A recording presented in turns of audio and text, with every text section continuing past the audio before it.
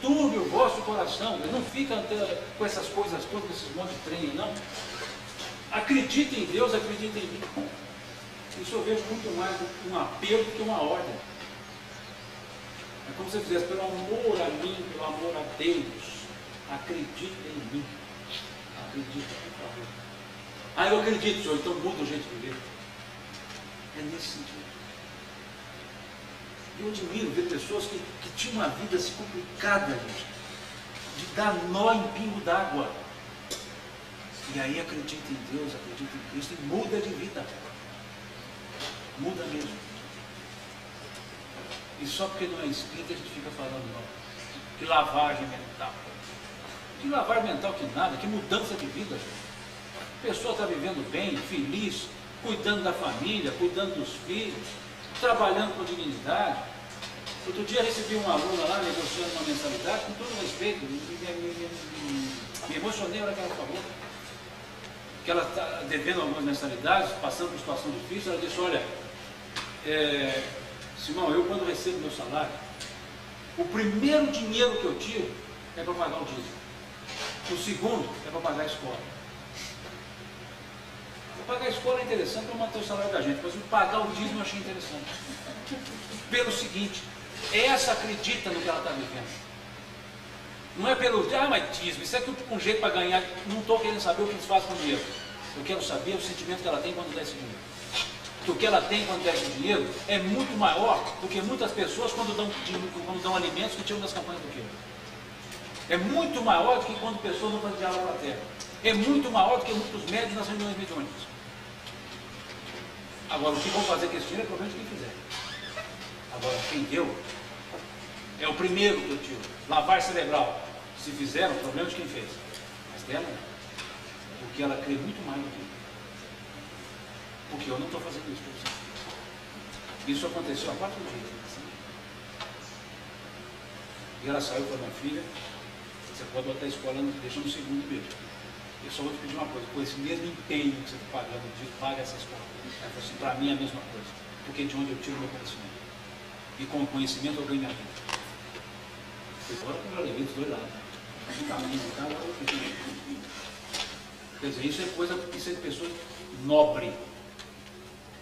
Isso é pessoa nobre. Quanto mais, essa pessoa,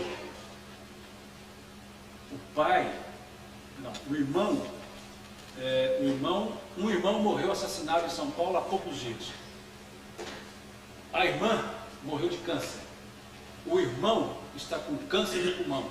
E o pai estava do lado de fora lá da sala esperando-a para fazer uma cirurgia de um câncer de pé.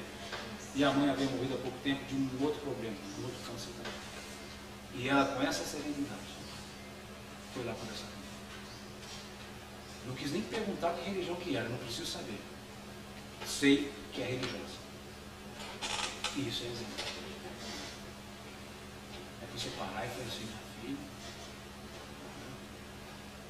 E olha que ela não sabe nada de causa e efeito, de reencarnação.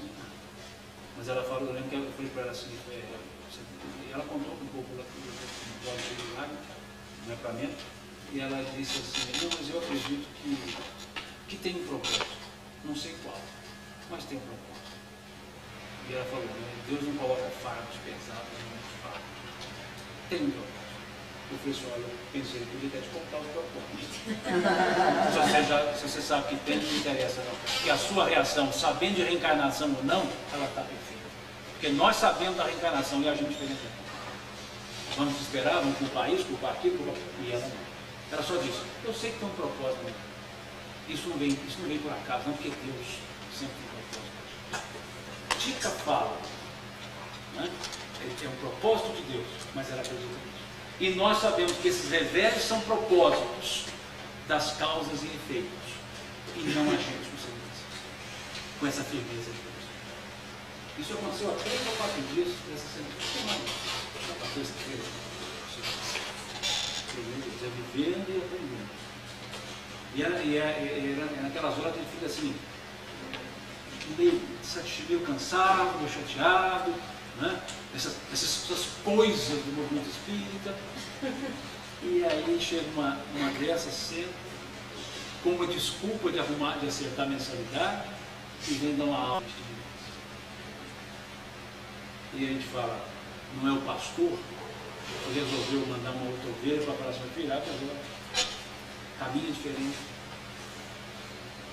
E a gente não acredita nisso. Crede também. Crede-me que estou no Pai e o Pai em mim. Crede ao menos por causa das minhas obras. Veja, olha o apelo ali, gente. Acredita que Deus está comigo pelo amor de Deus, nem que seja pelo que eu estou fazendo. Olha, isso é um apelo. Crede ao menos por causa das minhas obras. Vocês estão vendo o que eu estou fazendo? Não é possível que nem assim vocês não acreditem. Naquela mensagem do Espírito, se não me engano, Erasto, né? Que fala da missão dos Espíritos, né? Ide, vai, etc. Né? E lá ele fala, em outras palavras, ele diz o quê?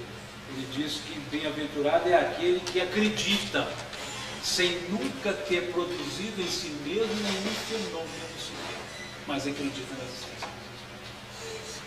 Por outro lado, o Allan Kardec, lá no livro dos médios, quando vai trabalhar os sistemas, ele vai mostrar o incrédulo do sistema, que é aquele que mesmo vendo, ainda não acredita.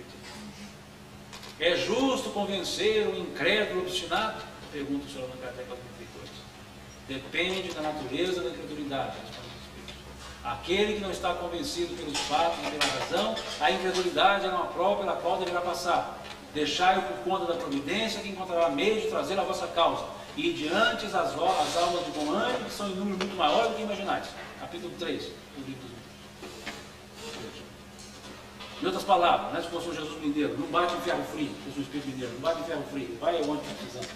Fica buscando quem não quer, e tem um monte que quer, que basta fazer assim, eles vêm. Você fica tentando trazer outro no laço. Né? Ide as almas de bom ânimo, que são em número muito maior do que vós imaginais.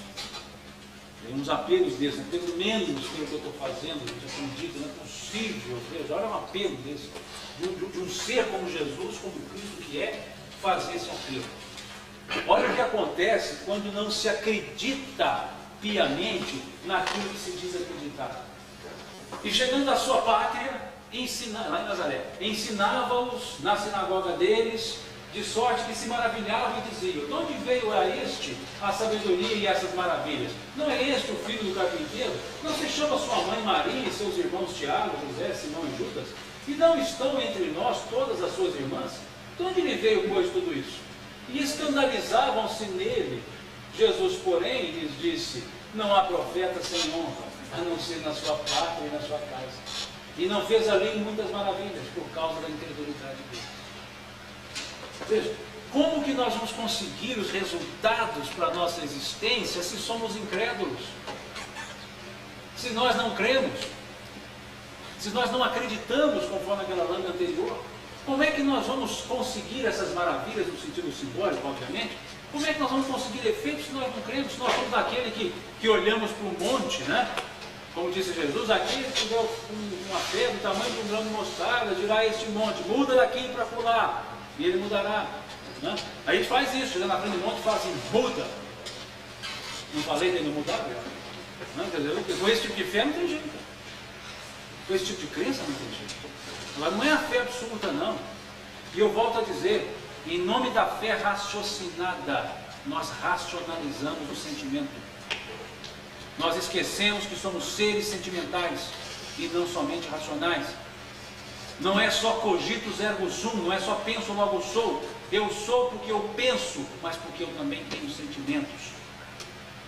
Que nos desculpe o senhor Rededecar, mas não é o que nos dá senso de existência, de essência, não é o fato de cogitar, de duvidar, de pensar, mas é também de sentir. É se emocionar, é ter sentimento. O Cristo chorou quando se encontrou com a família de Lázaro.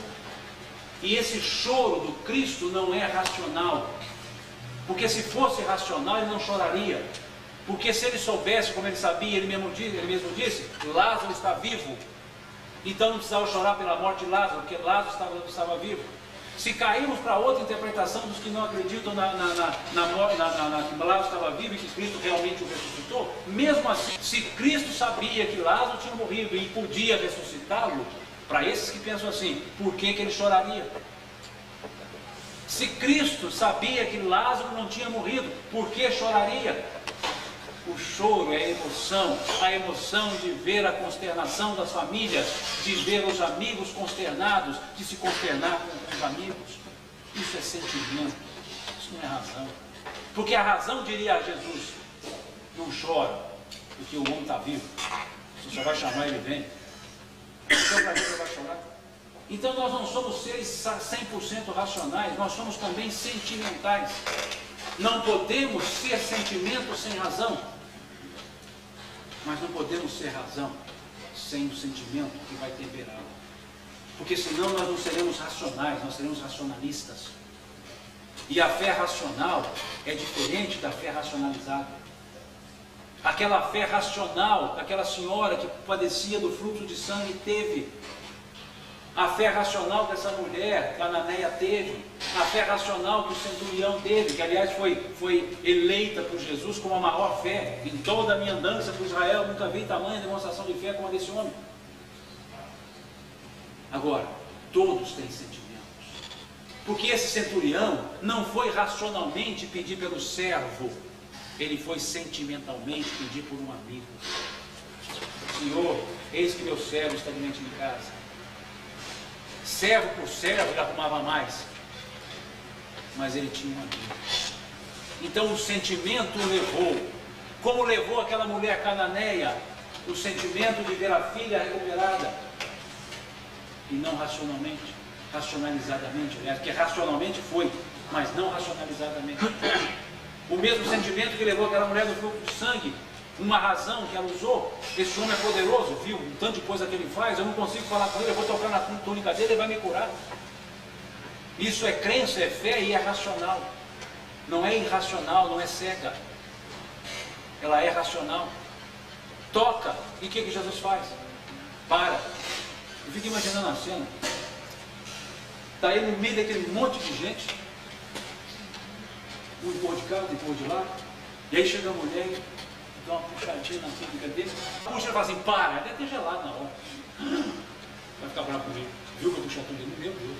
Alguém me tocou. Deve ter desmaiado, né? E pronto, só que sou eu agora.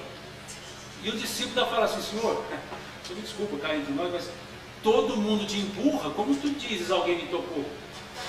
Alguém me tocou, pois de mim saiu poder, em algumas traduções. Alguém me tocou, pois de mim saiu virtude, em outras traduções. Mas alguém me tocou com muito sentimento. Alguém me tocou, ninguém me empurrou.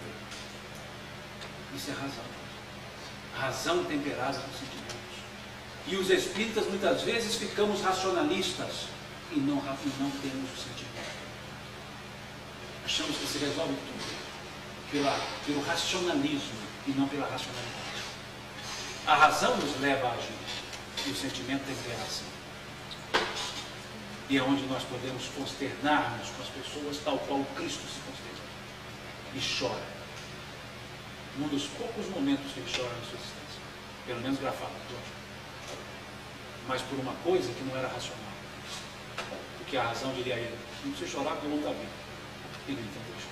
Não porque o homem estava morto, porque Lázaro morreu, mas por ver a comoção das pessoas e o valor da amizade. E a gente não vê isso.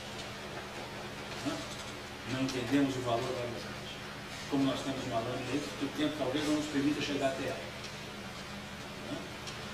Já não mais nos chamam servos, porque o servo não sabe o que faz o seu senhor. Tenho-vos chamado amigos, pois tudo quanto aprendi do meu Pai vos tenho dado a conhecer. Jesus elege a amizade como sendo o principal sentimento da relação humana. Porque a amizade sustenta o amor. O amor se desfaz sem a amizade. A amizade é que une as pessoas. Porque o amor sozinho vira posse. Vejamos o quanto um amigo, quando eu falo amigo, é amigo, não é colega não. É aquele amigo tal qual Lázaro era do Cristo. O amigo, a amizade. Se algum de nós aqui temos um amigo desse jeito, uma amiga desse jeito, imaginemos o quanto vocês gostam desse amigo, o quanto vocês amam esse amigo. E, no entanto, vocês não exigem que esse amigo esteja ao lado de vocês a vida inteira. A amizade, o amor, ele pressupõe sapiência dado o relacionamento, mas não exige a presença. O amigo não muda o outro amigo. O amigo quer deixar o amigo do jeito que ele é e gosta dele porque ele é assim. O amor sem amizade quer transformar o outro. Aquele casal que tem o amor, mas não tem a amizade, vai fazer o seguinte: pode deixar que eu vou fazer ela seguir do jeito que eu gosto. E ela vai falar para a mãe: pode deixar que eu vou fazer ele seguir do jeito que eu gosto. Então a amizade é a base que sustenta, o amor é o telhado que protege. E os dois formam a casa que é. Então a amizade foi enaltecida pelo Cristo. Já não vos chamo servos, porque o servo não sabe o que faz. Tenho-vos chamado amigos, pois tudo quanto acredito no Pai vos tem dado a vocês. Um dos caracteres da amizade é o falar o que sente, o ensinar, a transferir. O amor sem amizade esconde coisas, com medo do outro saber. Então a amizade é um sentimento de base. Pitágoras, o filósofo pré-socrático, ele falava: a amizade é uma igualdade harmoniosa. Veja que beleza. A amizade é uma igualdade harmoniosa. O que é harmonia, gente? A harmonia é a soma dos desiguais e a aceitação dos desiguais. Já ouviram uma banda tocar, uma orquestra? Já perceberam quando o regente, o músico da orquestra, vai tocar o violino? Quando ele toca o violino, vocês já perceberam que sai som de violino? Não sai som de tuba? Já perceberam que quando alguém sopra uma tuba, sai o som de tuba, não sai de violino? Quando alguém bate um tambor, sai um som de tambor e não som de um baixo? Quando toca-se o baixo, não sai o som do baixo e não do tambor. Já perceberam? Já viram? E já viram quanto isso é interessante? Porque cada instrumento tem o seu próprio som. Mas quando entra o maestro e dá o tom, e diversos sons diferentes são tocados no mesmo tom, na mesma hora, se nos chega à distância um som só. E, no entanto, lá perto, cada instrumento está com o seu som próprio. Isso é harmonia. É a soma dos desiguais. Diz-nos um músico lá do Conservatório de Belém, quando falávamos disso. Eu perguntei: que é harmonia? É a soma dos desiguais. Muito boa resposta. Agora, a amizade é uma igualdade harmoniosa. O que é uma harmonia na amizade? Você é assim, eu sou assim diferente. Nós dois somos amigos e você vai ser diferente e eu vou querer que você seja diferente. E nós nos uniremos nas diferenças. O amigo não muda o amigo. Naquela música que o Helder canta muito bem: gosto de você assim como você é. Quero te amar assim como você é. Então isso, a amizade permite isso. E quando existe amizade e surge o amor respeita a amizade. Então por isso a amizade é a base. Por isso eu chamo vocês de dizer de amigos. Pois tudo quanto eu sei eu ensino a vocês. Eu não escondo, porque do servo a gente esconde, vocês não sabem. Tem uma diferença. Olha o valor da amizade. A amizade, não o coletivo. A amizade. Há casos que a gente conhece de amigos que tem casam-se, mudam-se, moram um no Japão, o outro no Brasil, e aquela amizade cada vez mais forte. Que choram quando pensam nisso. Independente se é homem com homem, mulher com mulher, homem com mulher, amizade. Que é uma coisa totalmente diferente. Como essa que fez o Cristo chorar. Não pela morte, que ela não existiu, do amigo, mas pela consternação dos amigos, Marta, Maria. E isso toca. Sentimento puro na vida de Jesus. E a gente ainda fica brigando para cogitus ergo sum. Né? Tem que ser como penso, sinto, logo eu sou. E é diferente, a tradução cogitus ergo sum não é penso, logo existo. Porque existência é diferente de essência. Essa cadeira existe, mas ela não é, porque ela não sabe que ela existe. Então eu sou porque eu sei que eu existo. A consciência da existência me permite ser. Então, cogitus ergo sum, penso logo sou, porque eu sei que eu existo. penso, logo existo, não me permite ser. Apenas descobre-se a existência, mas não se sabe dela. Então, penso, logo sou. E não penso, logo existo. Penso, logo sou. Que é mais do que existe. Isso tudo aqui existe. E segundo a Matrix, nem existe. Né? O filme Matrix não existe. Segundo Platão também, isso aqui não existe. Isso aqui seria o mundo dos sentidos. Né? Porque a existência está no mundo das ideias. Né? Que segundo a ideia do Matrix, a existência está no mundo real. Né? E aliás, é muito interessante esse filme, vale a pena assistir. O primeiro, isso são derivações. O primeiro. Né? Como surgiram também o terceiro andar, 13º andar. Muito bom também, que mostra essas realidades. Vale a pena. Tá? Vale a pena. E o livro também chamado Matrix, que explica filosoficamente, com 8 filósofos americanos explicando a realidade do filme Matrix, trabalhando com os princípios filosóficos do hedonismo, do ceticismo, do niilismo e assim vai. Muito interessante também, vale a pena ser lido. Né? Um parênteses, não é merchandising, vale a pena ser lido. Né? Então, quando nós não cremos, as maravilhas vão embora. Quando não temos sentimento, as maravilhas vão embora. Não se chegam até nós, por causa da nossa incredulidade. Porque as coisas não me acontecem pela sua incredulidade. Por quê? Pela sua incredulidade. Ah, mas é só crer em Deus? Não, é viver segundo a crença. Trabalha. O Sr. Emmanuel, ele nos diz, se tu queres vencer na vida, trabalha e deixa Deus decidir. Mas não trabalhes pensando somente em resultado. Trabalhe o mais que você puder. Trabalhe o mais silenciosamente que você puder. Que tu puderes. Trabalha o mais amorosamente que tu puderes. E depois deixes o resto para Deus, que te deu a chance de viver e ser vivo. Quer dizer, quer vencer? Faz a sua parte. Deus vai fazer. Se tu queres vencer na vida, trabalha e deixa Deus decidir. Então veja, cremos, fazemos as coisas aqui. Na ideia de Goethe, o poeta alemão, quando se algo dispõe a fazer com segurança e certeza, o universo conspira para que esse algo aconteça. Veja o que falava Goethe. Então, queiramos, façamos. Ajuda-te na linguagem do Evangelho, segundo o Espiritismo, e o céu te ajudará. Então, por que Jesus em Nazaré não fez nada? Porque banalizaram o que ele podia fazer. E aí, foi embora agora. Quer dizer, em outras palavras, se fosse a turma de hoje, ele diria, fui, fazer, né? Eu não vou ficar. Acabando já? Já deu 1 hora? Volte. Quanto tempo tem? Tá bom já, né? Mais 2 minutinhos. Nós combinamos 5 e 10, por aí. 5 e meia. Não vos inquieteis pelo dia de amanhã, pois o dia de amanhã cuidará de si mesmo. Basta cada dia o seu mal. Pode ser isso. São coisas simples do dia a dia. Eu falo muito dessa cena, algumas mães ficam bravas comigo, mas é uma cena muito comum a gente ver quando os filhos moram fora,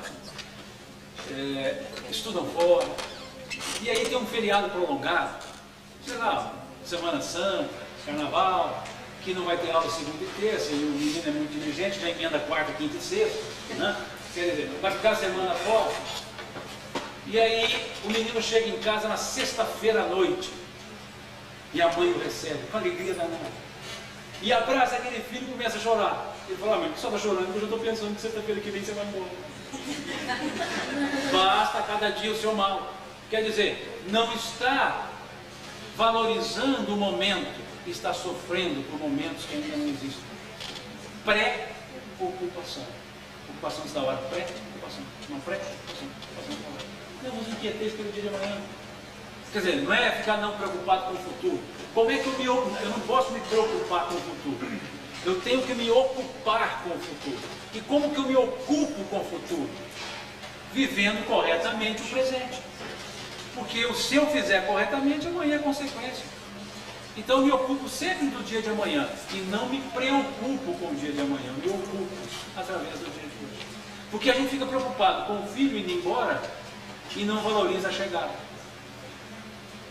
Veja, a gente fica preocupado com o mal de amanhã e não resolve o de hoje. Aí o de amanhã e amanhã eu vou ter o de amanhã e o de ontem, que é o de hoje que eu não resolvi. Veja, é importante perceber isso. Não me preocupeis com o dia de amanhã, porque o dia de amanhã cuidará de si mesmo. Basta cada dia o seu mal. Olha aqui, que remédio que a gente escuta em psicólogo, né? E por isso aqui não tem consulta, não precisa pagar consulta. Não precisa ter tempo marcado, não precisa enfrentar filho. É um conselho psicológico. Tá aí. irmão. Meu filho, calma. O companheiro nosso, ele me permitiu falar o nome, vocês conhecem muito bem, Mário Lúcio. Aconteceu um fato com ele muito interessante. O Mário todo mundo conhece, ou quem não conhece, vale a pena conhecer. Embora esteja numa versão indiana, e ele está para a Índia, foi agora, semana passada, e vai voltar dia 24 de fevereiro só. Ele já me mandou um e-mail para os amigos, dizendo quanto que ele está feliz na Índia, quanto que encontrou coisa boa. Então, Mário Lúcio, sem conhecer a Índia, já era assim, bem mariano, né? Imagina voltando da Índia. Vai ter que amarrar uma bigorna para eu não voar, mas tudo bem. Eu vou, um amigo, esse é um dos amigos. Ele está se emocionando.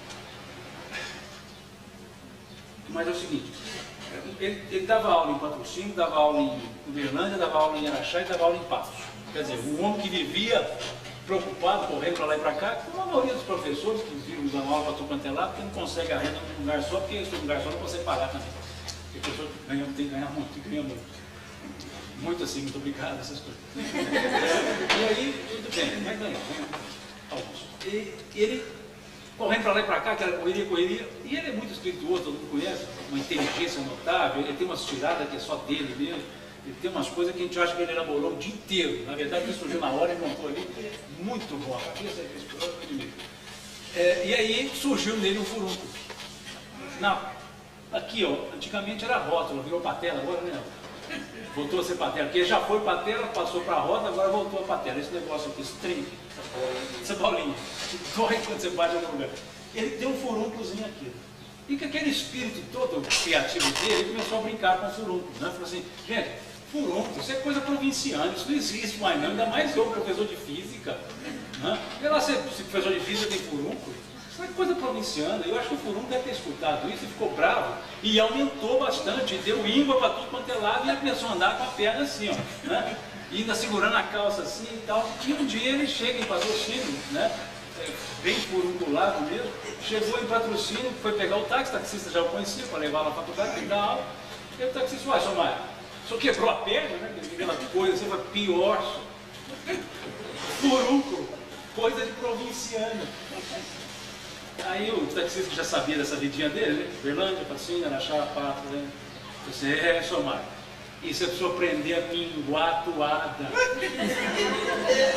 Olha que beleza. Você precisa aprender a minguatoada. A pessoa corre demais. Né? E o homem nasce, cresce, corre, fica velho e morre. Né? Quer dizer, minguatoada, para que ficar preocupado com essa questão de dia de amanhã? Minguatoada. Esse minguatoada, gente, isso é um alto tema filosófico. Né? Está certo que é um linguajar bem nosso aqui, que nós conhecemos. A gente fala isso em outros estados, porque isso já está quase internacionalizado, essa história dele. Né? Porque a gente já tem condição, que tem que explicar antes o que é minguatoada, né? Essas coisas. Mas são coisas assim interessantes. A gente fica correndo demais, sofrendo demais e vivendo de menos. E viver a vida é muito tranquilo, gente. Como fala lá o Gonzaguinha, né, na música dele, né? Viver e não ter a vergonha de ser feliz. Gente, a gente tem vergonha de ser feliz? Olha, vamos repensar isso. Tentar, né, a certeza de ser um eterno aprendiz. Eu sei que a vida podia ser bem, ou devia, depende da hora que tanto, bem melhor e será, mas isso não impede que eu repita. É bonito. A gente tem que repensar isso. Há uma outra música, eu falo que, com todo respeito, é uma coisa até canta bem, não é que até canta bem, mas ele canta chorando demais. Com todo respeito, o Sr. Leonardo, ele canta com um choro, assim, você escuta, gente, dá vontade de chorar, viu? Mas ele tem uma música que ele fala assim, eu não sei para onde eu vou, posso até não dar em nada. Gente, pode não, com certeza, não vai dar em nada. Quem não sabe para onde vai, não dá em nada. Essa vida tem que ser pensada. Eu não sei para onde eu vou, então começa a saber, porque senão você não vai dar em nada. Com todo respeito, gosto também da própria música, gosto. Eu só trocaria o refrão da música. O teor da música é muito interessante, o gingado dela é ótimo, daquele filósofo também, Zeca Pagodinho, que ele fala, deixa a vida me levar, a vida leva eu. Não, gente, não é assim não. Eu tenho que levar a vida e não a vida me levar. Porque aquele que é levado pela vida não vive. Então não é deixa a vida me levar, a vida leva eu. Vida, deixe-me levá-la. Vida, levo eu. Deveria ser assim. O restante da música é perfeito, gosto até, né? Acho ótimo aquela pessoa. Mas o refrão, dentro do nosso conceito, a gente não é levado pela vida, a gente faz a vida. E é o que ele fala, né? Estou porque deve é. A gente tem que estar porque deve é, sim. Né? Como ele fala lá, né? Que eu sei que eu tenho uma vida de pobre, mas meu coração é nobre. E, ó, foi assim que Deus me fez. Ótimo, está perfeito, é isso mesmo. Né? Mas não é deixar a vida levar. A gente tem que levar a vida, fazer a vida. Né? E é isso que está falando ali. Vamos fazer a nossa vida. Só o Sáter lá, né? Cada um de nós compõe a sua própria história. E um monte de outras músicas que for pensar tem isso. E é interessante porque o músico não pensa no que ele está fazendo, assim, como que depois ele analisa. Aquilo vai vir que é inspirado mesmo, né? É uma coisa que... Aí quando você vê, isso é igual poema, né? Isso é igual literatura, que você fala, pô, você estava pensando nisso quando você escreveu? Não pensei nada disso, mas esse negócio tem sentido? Tem. Né? Como a Adélia Prata, certa vez, falou isso para nós lá. Né, dona Adélia? Estávamos jantando lá e uma pessoa perguntou para ela, mas a senhora pensou assim, assim, assim, como os analistas falam? Ela falou, não, nunca pensei nisso, mas que tem sentido, tem. E hoje, lendo, eu penso assim. Veja o que ela diz. Quer dizer, a inspiração ela engana até o autor. E é por isso que fica essa beleza aqui. Né? Dona Adélia é daqui da nossa dessa região, vocês conhecem, se não me engano, nós conhecemos aí de para lá e para cá, esse símbolo literário que nós temos. E ela vai dizer, e assim, o cara do Bom de Andar também dizendo uma coisa, quando falaram lá da pedra no meio do caminho, diz aqui dizia assim, eu não. Mas disseram que é, eu acho que é, porque tem sentido. Então é assim, quer dizer, vem inspirado. Então essas coisas inspiradas não vão ficar atabalhoadas pelo que não existe. Não vão viver no sofrimento real pelo fato virtual. Quer dizer, o fato é irreal, o sofrimento é real. Então não vamos fazer isso. Conselho simples. Coisinha, como mineiramente dizemos, coisinha boba. Olha, tudo que quiseres que os homens vos façam, fazei vós a ele. Simplesinho, comumzinho. É fácil, tá vendo? Olha, é o seguinte, como é que eu sei que a minha ação está ruim? Imagina ela feita por outro, tendo você como alvo. Eu não ia gostar não, é simples. É tranquilo. O ensinamento Cristo é interessante porque ele é assim, ele é muito simples. Ele mesmo disse, né, graças te dou, meu Pai, que escondeste tais ensinos doutos e revelastes aos simples. Então, porque tem que ser, senão ninguém consegue usar. Se for muito complexo, cheio de história, fica igual bula de remédio. Você nunca sabe o que é efeito colateral, né? Você não entende nada daquilo. Né? Isso é igual quando você vai fazer uma cirurgia lá, mas eu fui retirar um negócio aqui na perna, não era um furúnculo, não. Era um trem. Um negócio, um trem. E eu fui tirar, o médico falou assim, ó, vamos ter que fazer uma tricotomia, esse negócio deve ser sério demais, fazer uma tricotomia, doutor, peguei, tem que tomar cirurgia geral, anestesia geral, para isso não, sua tricotomia é raspar o peito em volta aqui. Então por que não fala que tem mais simples que raspar o peito, tirar o peito? Porque tricotomia é coisa muito séria, uma palavra dessa pode ser muito séria. Não, doutor, eu fiz uma tricotomia aqui. E fez, abriu uma, né? E foi tirar o negócio. Quer dizer, Jesus não usou desses termos. Ele falou no simples, para não assustar ninguém. E para não dizer, eu entendi, não vou entender. Vocês não querem fazer para entender. Então, galera, eu acho que fala, 10% do mérito são deles. 90% de Deus. Não, é uma linguagem, com todo respeito, igual a linguagem de advogado também, vai chegando um ponto e você peraí, calma, eu já estou preso ou não com esse negócio? Fala, não entende, né? Então, a frase vai falar que ela se embora, você vai usar. Coisa assim, então acabou, você pode usar para todo mundo. Coisa assim, tá vendo? Coisas bem simplesinhas. Amai o vosso inimigo, bendizei, não é benzer não, não é benzer não, é bendizei. Mas quando a gente bendiz, já acaba benzendo também. Bendigo. o meu. O computador tem uma tecla, um negocinho, uma peça que chama dedo, que de vez em quando erra, sabe? Essa peça é boa. Bendizei os que vos maldizem, fazer o bem os que vos odeiam e orai nos perseguem. Pedro, vamos analisar isso profundamente, não, porque não dá o tempo também, mas uma coisa tranquila. Ama os inimigos. Está falando mal de você? Olha que coisa mais simples. Simão, você não sabe o que falar a seu respeito. E acho que não quero continuar não sabendo. Eu quero continuar sabendo. O que fala? Não, mas fulano falou isso de você. Nossa, mas fulano é tão bom, eu gosto dele, ele faz isso. É pessoa boa. Aí ele chega e fala assim, nossa, eu falei do Simão que você falou dele, ele falou tão lindo assim. Falou, mas também é gente boa. Quer dizer, é ação e reação. Se está no campo da fala, não precisa esforçar muito não, fica na fala também. Falou mal, fala bem. Não precisa ir além disso. A situação complicou, a pessoa não está falando só, não está indo mais. A pessoa, além de falar, agora começou a te odiar. Então não adianta falar bem de quem tem ódio de você, que ele vai ficar com mais ódio. Começa a fazer o bem para ele. Porque só falar bem não resolve.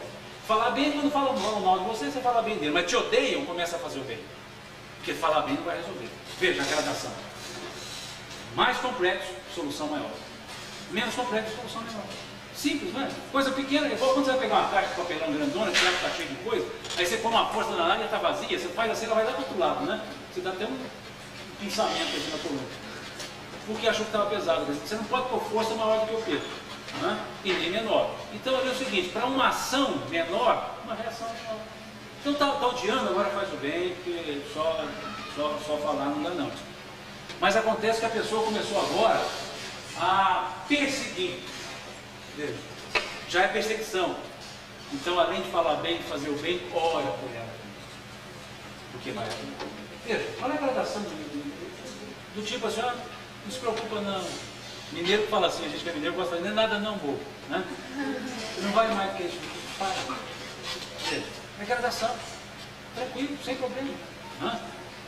Está perseguindo? Começa a orar. Está fazendo, está odiando, faz o bem. Está maldizendo? Diga bem. E a mais os inimigos. Não vamos analisar essa passagem, que ela tem uma análise até mais profunda do que isso. Mas o tempo não dá. Né? Umas outras falas, isso aqui é para a gente poder assim, dormir satisfeitos, tranquilo. Eu sou a videira verdadeira e meu pai é o agricultor. Olha que coisa bonita. Vós já estáis limpos pela palavra que vos tenho falado. Permanecei em mim e eu permanecerei em vós. Como não pode o ramo produzir fruto de si mesmo sem ter a videira, assim nem vós o podeis dar, se não permanecerem em mim. Olha que coisa bonita. Se permaneceres em mim e as minhas palavras permanecerem em vós, pedireis o que quiserdes, que vos será feito. O meu mandamento é este, que vos ameis uns aos outros, assim como eu vos amei. Isso aí, quando escuta isso aí, é para falar assim, tomei um calmante agora. Coisa assim, é o seguinte, guarda as minhas palavras, começa a viver, que você não vai ter problema. Fica junto comigo, porque eu estou com você, esquenta a cabeça. Se você se desligar de mim, vai ser difícil, porque a videira não tem como dar fruto se não estiver ligada no tronco. Então faz o seguinte, liga-se em mim. Né? Confia, vamos para frente. Olha, coisa boa, né? Caminha, não para não. Né? E eu só peço uma coisa para você, ame uma ou outra, eu como eu estou amando você. Você faz isso.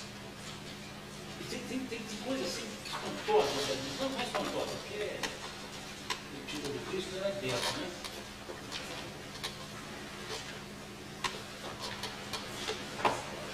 E aí, tipo, vamos encerrando né? Olha, tenho-vos dito isso, para que em mim tenhais paz. No mundo tereis aflições, mas tende bom ânimo, eu venci o mundo. Olha que beleza. E para que ele está falando tudo isso? Para que a gente tenha paz. Não é a paz do mundo aí, a preguiça rançosa, não. É a paz. É a paz que eu preciso, dizia lá o filósofo Roberto Carlos. Na paz que eu preciso, o meu sonho eu realizo, não é assim que fala a música dele? É a paz que nós precisamos para realizar o nosso a serenidade. Né? Como fala a dona Joana de Anjos, nem tudo está bem. A controvérsia, nem tudo está bem, mas tudo está certo. Podemos dizer, porque está na mão de Deus. Dizer, nem tudo está bem, mas tudo está certo. Quer dizer, vamos ter paz, serenidade. No mundo tereis aflições, mas tem de bom ânimo, eu venci o mundo. Quer dizer, peraí, o mundo é assim mesmo, não é fácil não. Está encarnado é difícil. Encarnado em Minas é mais que difícil, é custoso. Está encarnado é custoso. Né? Veja, então nós temos que pensar nisso. Agora, tem mundo. Né? Eu venci o mundo, quer dizer, você também pode vencer, fica tranquilo, né? Vamos para frente. Eu acho interessante que a gente fala assim, esse mundo é uma tristeza só. Ah, mas também pudera, a felicidade não é deste mundo. Aí daí, eu também não sou deste mundo. Porque Cristo disse isso. Vós não sois do mundo. Então se eu não sou daqui, a felicidade não é daqui, ótimo, não precisa ficar com a cabeça, não, eu tenho ela também, porque ela não é daqui, eu também não sou, mas eu estou feliz do mundo. É tranquilo, a felicidade é deste mundo, eu também não sou, então está ótimo. Né? Sou feliz porque somos do outro mundo. Então está certo, está resolvido também. Né? É fácil resolver essas coisinhas, percebendo isso que Jesus fala. Né? Difícil a gente querer fazer, né? É isso que é o detalhe. Né? E para a gente encerrar mesmo, essa lâmina aqui, que a gente não vai comentar muito tempo. Sermão do Monte. Sermão das bem-aventuranças. Faz parte do Sermão do Monte. Aqui são as bem-aventuranças que fazem parte do Sermão do Monte. É porque esse papel é um pouco tímido, tem essa coisa. É porque está muito, ele é carregado de cor, e a cor aquece, né? Aí dá esse problema. Depois vai. Dentro dos chamados 4 sermões de Jesus, né? O Sermão do Monte, o Sermão Profético, o Sermão dos Ais, né? O Sermão do Tabernáculo, esses 4 sermões, esse Sermão do Monte é um dos maiores. Ele é composto por diversos momentos. Um deles é esse das bem-aventuranças. A gente vai encerrando com isso aqui, com a ideia das bem-aventuranças. Primeiro percebendo que isso aqui é uma exalação, né? Quer dizer, Jesus ele não fala, ele exala isso. Segundo, percebendo que, da mesma forma que é um cântico de consolo, é também uma aula para nos mostrar, é um ensinamento para nos mostrar como se dá o crescimento humano através das virtudes. Que não se chega a maior virtude senão pela menor virtude, quer dizer, menor no sentido não pela base. Veja, esse sermão ele tem um encadeamento lógico, que é uma coisa espantosa. Olha como é que ele trabalha essa estrutura. Para começo de conversa, para dizer o seguinte, para chegar lá embaixo, para ser perseguido, você chegar nesse ponto, se você não der o primeiro passo, você não consegue. Qual é o primeiro passo? Bem-aventurados os pobres de espírito, os humildes. Bem-aventurados os humildes, porque dele é o reino dos céus. Veja, Kardec, no Evangelho do Espiritismo, ele encadeia diferente. Mas não estou encadeando com Jesus. Mas mas ali ele faz outra estrutura, o Evangelho tem outra estrutura. Né? Ele vai trazer, ele começa nem pelo sermão, ele começa tentando mostrar a missão do Cristo e a missão do Espiritismo. Né? Ele vai tentar mostrar isso. Quer dizer, eu vim o cumprimento da lei, eu não vim destruir a lei, eu vim fazer uma especificação. Depois ele vai mostrar que esse evangelho ele transcende ao mundo, porque existem diversos tipos, há muita morada na casa do meu pai. Então ele não faz uma estrutura do sermão, ele faz uma estrutura do como se poderia entender melhor esse pensamento moral. Não, aí depois é que ele entra para as bem-aventuranças. Né? E ele vai chamar a atenção para uma bem-aventurança em especial, que é aquele da maior explicação para ela, que é o capítulo 5, que é bem-aventurados os aflitos, que é o maior capítulo do Evangelho. E é até interessante também que você vai ver uma lógicazinha boa ali. Veja, qual que é o maior capítulo do Evangelho? O capítulo 5. Bem-aventurados os aflitos. Ou seja, falou que sofrimento e aflição é um tamanho de coisa que tem lá que eu nunca vi. Qual que é o título do capítulo seguinte? Qual que é o tamanho dele? É um dos menores, ele é o segundo menor. Ou seja, depois que você passa por tanto sofrimento e compreende, o consolo é pequeno. Não precisa falar muito de consolo, o próprio sofrimento compreendido já traz o consolo. Então, veja, até nessa estrutura didática, quando falou que é o consolador, 5 páginas resolveu o problema. Mas por quê? Porque não é racional, você já entendeu o porquê do sofrimento, onde ele veio, então você já não vai falar. Até nesses joguinhos simples assim, tudo depende, é uma estrutura didática que tem uma finalidade. Né? É interessante isso aí.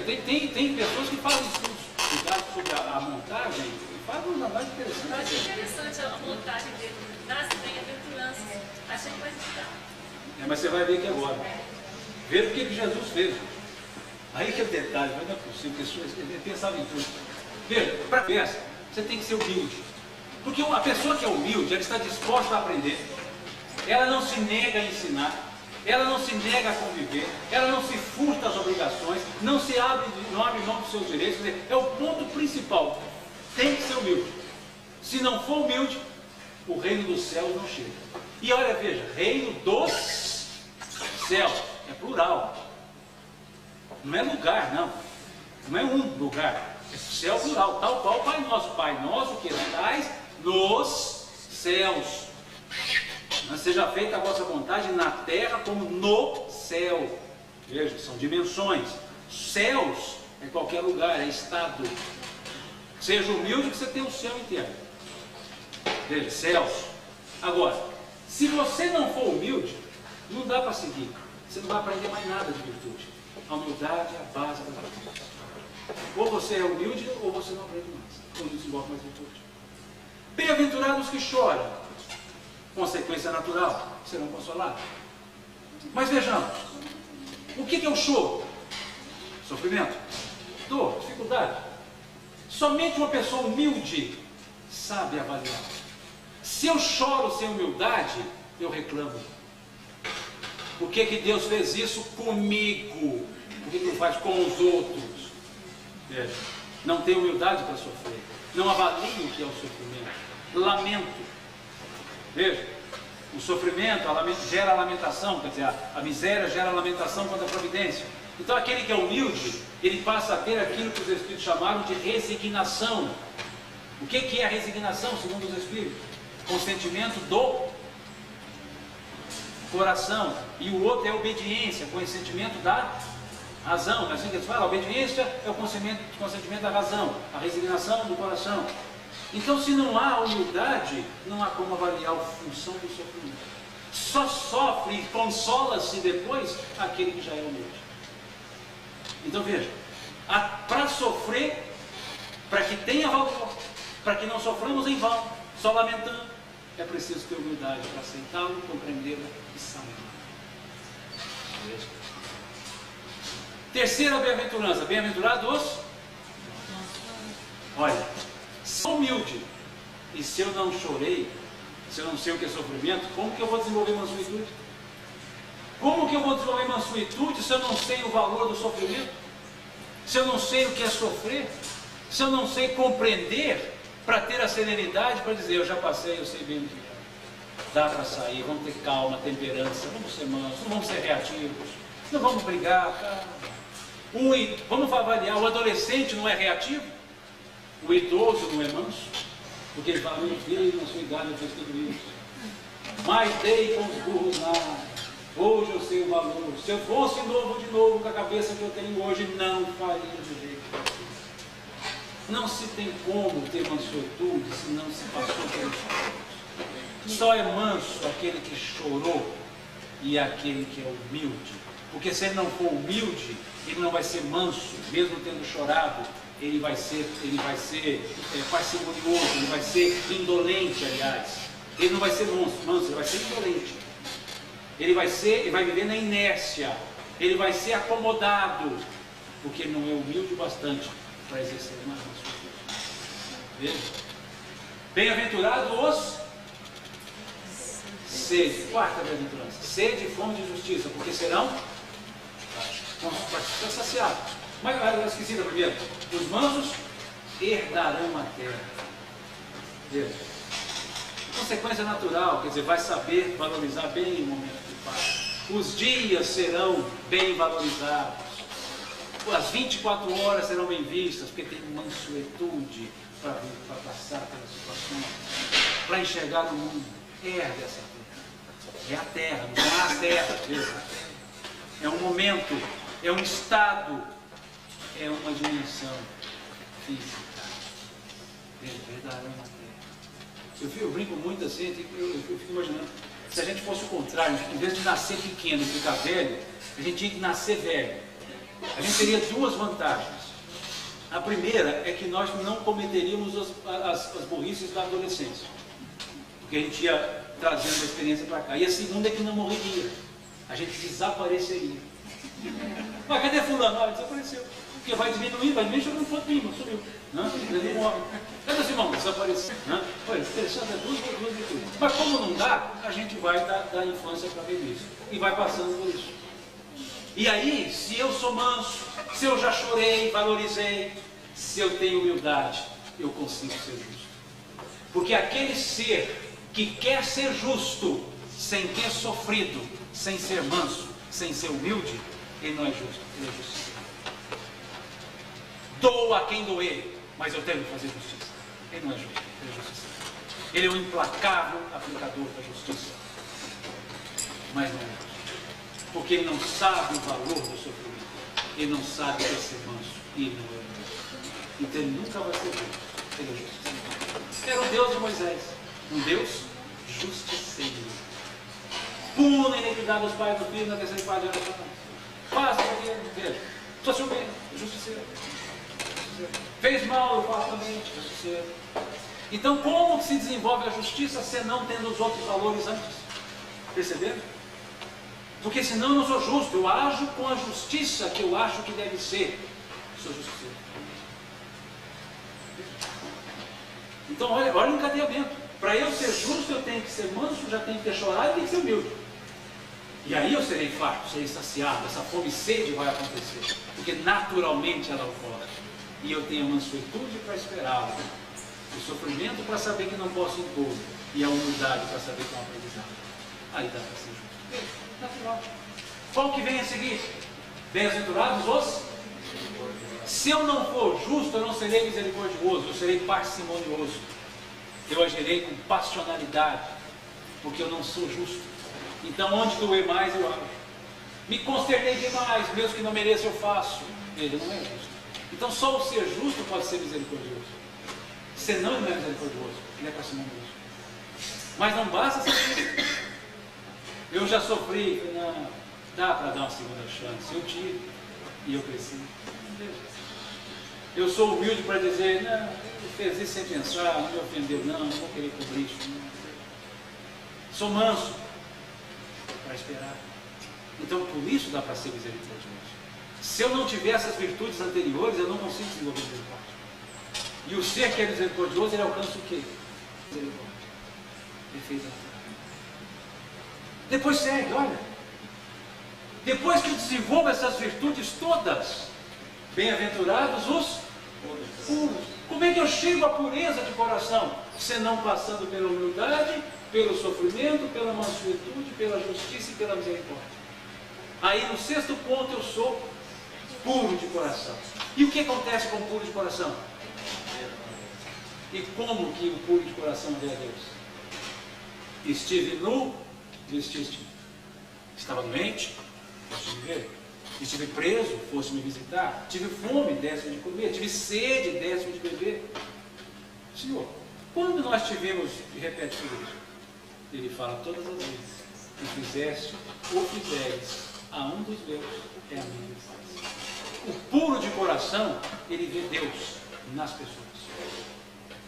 Ele não vê Deus em pessoa. Ele vê Deus refletido na sociedade. E só um puro de coração consegue fazer isso. Porque o não puro de coração vê os erros das pessoas, mas não consegue perceber. Na prece de Cáritas, como é que ela se encerra? Que é uma prece cantada e decantada, mas pouco avaliada, pouco analisada. Ela é bonita e é profunda. E a gente vai repetindo sem analisar, como faz com o Pai Nosso, que é belíssimo e é profundo, e fala sem pensar. Lá não tem um momento que fala assim, que a gente pede a Deus que faça, né, faça do meu próximo, né, um espelho, onde nele refletirá a sua imagem. Não é assim que se fala? Que vai ser no que eu possa ver no meu próximo, como um espelho, que nele refletirá a própria imagem de Deus. Ver Deus no próximo. Os olhos são as candeias do corpo, disse Jesus. Se os teus olhos forem bons, todo o teu corpo terá luz. Ou seja, você olha para aquilo que você traz em si. Se você acha egoísmo, você é egoísta. Porque o seu olho reflete o que você traz lá dentro. Os olhos são as candeias. Se os seus olhos forem bons, o seu corpo terá luz. Ou seja, se o seu corpo tem luz, seus olhos são bons. Então você acha que você tem. E o puro de coração, com essas virtudes, ele é puro. E ele consegue ver a bondade na pessoa. Como aquele sábio que caminhava com seus discípulos e encontraram um cachorro decomposto, com aquele cheiro horrível, aquela imagem de um cão sendo decomposto, e os discípulos olhando, que imagem horrível, que animal feio, e o sábio dizendo, mas que belos dentes ele tinha. É capaz de achar beleza naquilo que Deus deu. É aquilo que Jesus diz, meu Pai, que era a morte do pecado, mas que o pecador sobrevive. Ele encontra a bondade onde tem a maldade. Só o puro de coração faz isso. E para ser puro, só com aquelas virtudes. E aí ele vê Deus em tudo. Por isso que a gente encontra no Chico Xavier, que se você chegasse para ele e falasse assim, Chico, mas ó, eu acho que o Hitler tem que sofrer muito. Eu falei, é um irmão que agiu com ignorância. É um irmão confuso com os valores da vida. E acabou. Se não vai dizer, é péssimo. Por isso que se alguém chegasse para ele e falasse, Chico, eu vou montar um centro espírita lá na Lua. Com certeza diria, vai meu irmão, monta mesmo, que Deus abençoe. Quer montar, monta. Ah, ele não fica de lado nenhum, não, ele fica. O lado dele é deixar você fazer o que você acha. Porque a gente tem um hábito de dizer que a pessoa sem opinião não tem opinião. A falta de opinião é uma opinião. O caminho do meio é um caminho, não é falta de caminho. Nem tem que ser quente ou frio. Morno é um estado. Ou seja, no momento eu não vou opinar, é uma opinião. Isso não é incerteza, isso não fica em cima do muro. Aliás, em cima do muro é uma opção, não é falta de opção. Eu não quero descer aqui, eu não quero descer aqui, eu quero ficar aqui e vai ficar. E a gente vai respeitar. Então, puro de coração, vê Deus desse jeito, fácil, em qualquer momento. Depois, olha, só depois de ter esses sentimentos todos, tudo ali é sentimento, tá vendo? É que surge uma bem-aventurança de atitude efetiva. Bem-aventurados os pacificadores. Ele não diz assim, bem-aventurados que gostam da paz. Porque gostar da paz não significa viver, fazer a paz. Ele chamou de pacificador, ou seja, alguém que age. E esse alguém só pode agir se ele for humilde, se ele já tiver chorado, se ele for manso, se ele já tiver senso de justiça, se ele for misericordioso, se ele conseguir enxergar Deus, ele consegue agir. Porque senão não faz, ele não pacifica. Ele cria um rolo danado, mas não pacifica. Então ele está chamando ali bem-aventurados os que fazem a paz, não os que acreditam na paz somente. É uma atitude, bem-aventurados pacificadores, porque serão chamados filhos de Deus. Aí dá para entender por que Jesus é chamado Filho de Deus? Por que ele é chamado Filho de Deus e eu não me chamo Filho de Deus? Porque ele pacifica e eu complico. Então, bem-aventurados pacificadores, porque serão chamados filhos de Deus. E olha agora, bem-aventurados que sofrem perseguições por causa da justiça, porque deles é o reino dos céus. Aqui já vou detalhe. Para ser perseguido pela justiça, por causa dela, não por ela, por causa dela, você tem que ser bom demais. Até para ser perseguido. Porque você incomoda. Você constrange. E um ser que não tem essa bondade toda, ele não constrange ninguém. Você que é isso? Você fica falando, eu sei tudo que você faz, ficar na hora. Mas o ser que já tem tudo isso, ele começa a ser perseguido. Mas é bem-aventurado, porque dele é o reino dos céus. Porque ele estará em paz no reino dos céus. E depois, olha que beleza. Bem-aventurados sois vós, quando vos injuriarem e perseguirem, e mentindo disserem todo mal contra vós por minha causa. Exultai e alegrai-vos, porque grande é a recompensa, grande é o galardão que vos espera nos céus. E ele dá reticência porque é o seguinte, porque assim ocorreu, assim aconteceu com os profetas que os precederam. Veja, para ser perseguido por causa do nome do Cristo, só depois daquilo tudo. Senão não vai dar para ser perseguido. Não pode ficar quietinho. Ah, eu queria que os leões viessem me pegarem. Só se for do imposto de renda. Porque se você não seguir aquilo tudo, você não tem ninguém perseguindo por causa do Cristo. Veja, olha só a relação. Por isso, aqueles que seguiam e vivenciavam e tinham isso, chegavam com isso. É interessante, isso me lembra a história que Chico conta. Aliás, eu nunca ouvi Chico contar. No livro Mandato de Amor, lá na página 92, está marcada essa história que Chico conta. Aquele Mandato de Amor, do Luiz Vitor Mineiro, que é a história de Teresa de Ávila, que eu adoro essa história. Não vou contá-la aí para vocês verem, porque é grande, mas a ideia é muito interessante. Ele conta que Teresa de Ávila é uma senhora fundadora de conventos na Espanha, no século XVI, século XV, e ela fundava conventos, fundava casas de saúde, casas de misericórdia, e ela ia pessoalmente atender esses lugares, e ia a pé, uma senhora já mais velha, ia a pé, visitando e tal. Até hoje existe a Ordem de Teresa de Ávila, com as mesmas construções que ela fez na época, foi muito bonita até se ver. E ela sempre ia, e ali ela ia, debaixo de chuva, debaixo de sol, no meio de neve, e ela ia, e um dia ela foi à casa de alguém para pedir um donativo, queria dar esse donativo, ela foi buscar para poder levar à frente algumas obras que ela tinha numa casa de caridade. E ela olhou, viu que o tempo estava fechando. E falou, olha, eu vou ter que apertar o pé, porque se esse negócio fecha, eu vou ter que cruzar o rio. Se começar a chover, posso cair nesse rio, a enxurrada é forte. E ele falou, Senhor Jesus, estou trabalhando com o Senhor, né? O Senhor está me olhando, segura essa chuva. E pouco antes do rio desaba uma tempestade. Mas uma tempestade assim, violentíssima, chuva caudalosa, aquele rio caudaloso, chuva torrencial, e ela começou, ela tem que atravessar o rio, e pisa daqui, pisa dali, e acaba escorregando, e cai nesse rio, né, e a enxurrada leva pelo rio, e ela começa a se afogar, e naquele arrobro ali de fé, ela disse, Senhor Jesus me salva, e na hora ela sentiu a mão do Cristo a segurando, e a trazendo para a praia, para a margem. E a trouxe para a margem, a chuva cessou, e ela escutou o Cristo dizendo assim, está vendo, Teresa?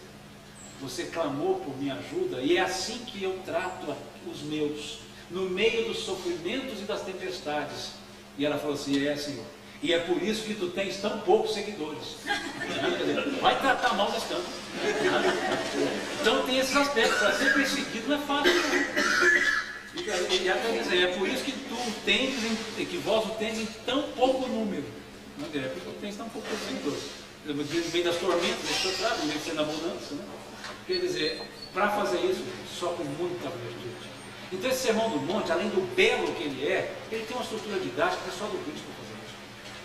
É só ele para montar. Segue essa ordem. Não queira ser perseguido por minha causa sem antes ser humilde, que não vai dar certo. Você não vai ser perseguido. Se você está querendo pacificar, tenha sentimento de pacificação para você poder agir, porque senão não vai dar. Veja que situação. Clama pela justiça, seja manso. Está vendo a lógica aqui? Né? Então, está aqui um dos nossos caminhos. Por que eu não consigo pacificar? Eu tento tanto, eu peço a Deus para onde eu for, eu possa levar a paz, tal qual a oração da paz, atribuída a São Francisco, que não pode se dizer que é dele, que essa oração foi uma oração encontrada. E por ela se assemelhar muito à vida de Francisco de Assis, colocou-se como título Oração de São Francisco, mas não foi ele necessariamente que a fez. Ela chamava originalmente Oração pela Paz. E aí depois, não se sabe quando, deu-se um título a ela, Oração de São Francisco. E o tempo passou a dizer oração feita por São Francisco. Né? Mas que ele faria sem nenhum problema a oração dessa. Né? Tal pode falar, eu quero ser como aquele, São Francisco, onde for, eu ser instrumento da sua paz. Não dá para ser instrumento da paz, se não tiver tudo aquilo. E é por isso que nossas ações não dão certo quando nós tentamos. Porque nós não temos os predicados preferenciais, os pré-requisitos para poder chegar naquele ponto. Então, se eu sei disso, vou desenvolver a humildade, vou dar mais valor a esse sofrimento e reclamar menos, vou ser um pouco mais ponderado, manso e sereno, vou tratar com justiça, vou ser misericordioso, vou ser puro de coração, vou ser pacificador, e aí você conseguiu. Senão não dá. Tal qual Pedro, depois vocês veem em casa para a gente encerrar, um exercício de casa, eu não me lembro o nome do capítulo, o título é Esmola da Compaixão, do livro Pontos e Apólogos. Quando Pedro vai reclamar de tudo e de todos, atendendo lá, e reclamando, apontando os defeitos da pessoa, vai, isso aqui bateu na mãe, está mais que justo ficar com o braço desse jeito, o braço mirrado. Essa aqui espancou os escravos, tem mais que ficar na lamúria desse corpo feridento.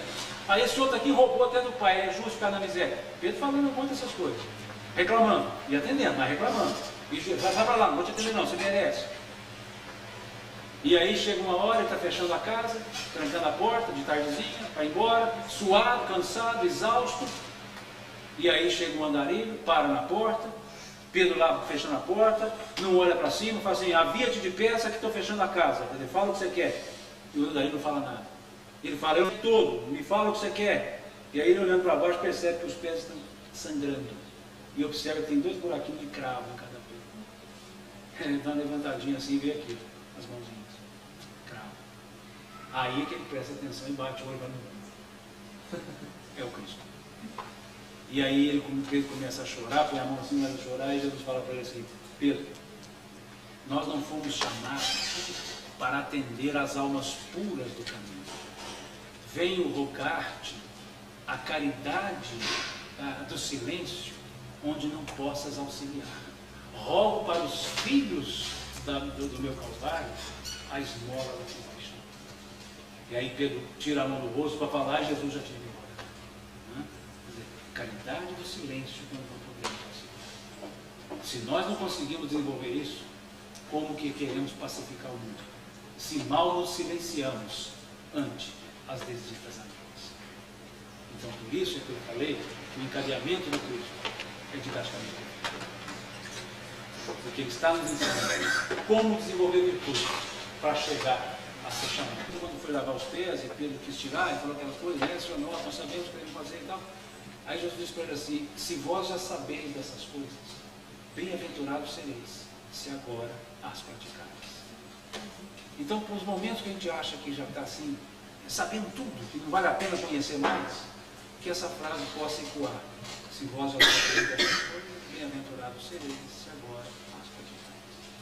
Porque enquanto ela estiver no conhecimento e não na ação, ainda não aprendemos. Já conhecemos. E a gente ainda está muito bom em conhecimento.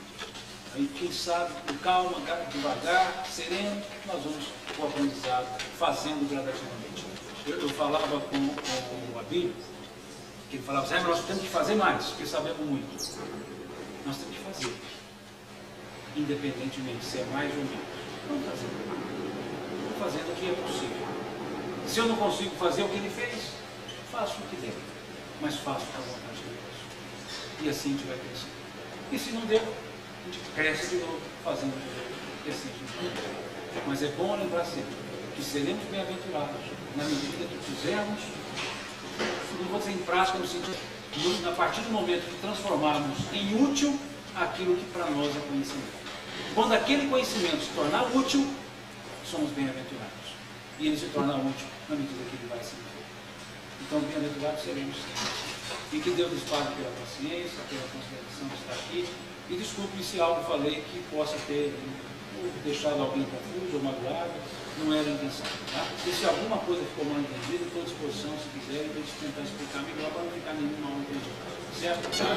E desculpe pelas brincadeiras que talvez não tenha. Que Deus nos pague pela paciência, que Deus nos abençoe. Aumentando esse movimento espírita em nossa cidade. Eu gostaria de pedir avisar aos conselheiros e aos sócios do centro, temos que permanecer um pouquinho, para que a gente faça uma outra reunião pequena, e dizer a todos que estaremos novamente às 19h30, o senhor está fazendo uma outra palestra para nós, com o tema exercício do perdão, contamos com todos vocês.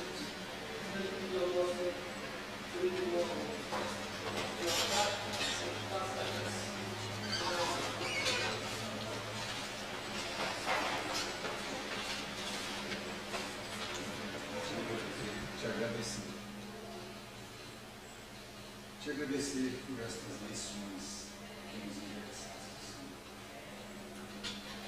Te agradecer pela presença dos nossos amigos. Te agradecer por toda a sociedade. Te agradecer pela nossa região.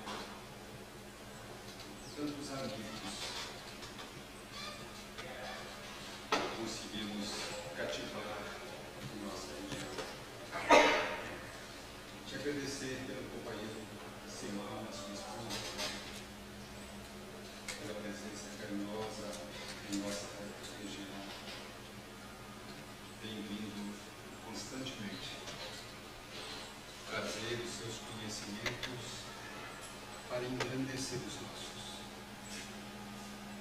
Que nós possamos continuar fortalecendo esses laços de amizade. Que nós possamos continuar sendo e exemplificando esta missão que nos demos para fazermos jus a receber o título de cristãos, o título de espíritas, o título de trabalhadores da sua cidade. Que nós possamos aproveitar todas estas dádivas que temos recebido ao longo da nossa existência para transmiti-las a todos que se aproximaram de nós. Que Jesus nos abençoe, nos ilumine e nos apoie na sua paz. À tarde a gente fez sem microfone, mas agora a voz já está acabando, né? Então a gente vai usar um pouquinho, como estamos falando no laboratório, dá para ficar mais quieto, né? E aí o microfone fica mais fácil. Então o pedido que nos foi feito para que nós conversássemos um pouco acerca do exercício ou exercícios do perdão. Então vamos conversar sobre isso, fiquemos todos à vontade, porque é uma conversa, né? A gente não vai ser dono da verdade desse exercício do perdão. E é uma questão um pouco teórica, que depende muito da subjetividade, ou seja, depende muito do entendimento pessoal. Então a gente vai trabalhar algumas ideias, alguns conceitos que sejam, mas sempre essa questão do perdão acaba sendo uma questão de exercício pessoal, que vai perpassar pelo entendimento, pela concórdia e pela atitude. E quando nós trabalhamos com a ideia do exercício do perdão, primeiro nós trabalhamos considerando que vivemos numa coletividade. E o perdão acaba sendo, ou a ofensa acaba sendo, característica natural da convivência social. Desde o momento que nós cedemos um espaço, que não somos donos absolutos, aí nós não temos mais, a partir desse momento, liberdade absoluta. Tanto que quando perguntado aos benfeitores espirituais qual a condição de termos essa liberdade absoluta, eles dizem que talvez seria do ermitão no deserto. Desde que haja mais alguém, a nossa liberdade se limita ao espaço ocupado por esse alguém. Então, o relacionamento humano, o relacionamento interpessoal, ele acaba gerando reações de pessoas devidas a ações de uma outra pessoa no mesmo relacionamento. E daí surgem sentimentos ou ressentimentos.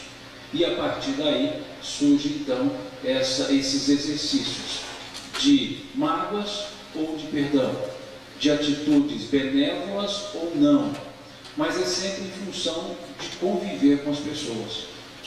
Então nós precisamos talvez entender melhor por que nós dividimos espaço, qual a necessidade de conviver com as pessoas.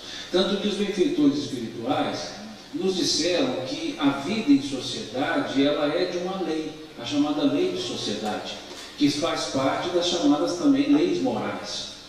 Então, assim sendo, o viver em sociedade nos leva a uma condição de crescimento, e até mesmo, segundo o Lei Prieto Pérez, lá no livro Manual Prático do Espírita, ele diz ainda que o convívio com o semelhante nos permite desenvolver um processo de autoconhecimento.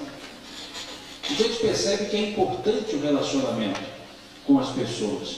Ele nos mostra que é possível se autoconhecer a partir de uma convivência social. no convívio com o semelhante, onde nós exercitamos as nossas vontades, onde nós exercitamos o domínio de espaço e a busca de espaço.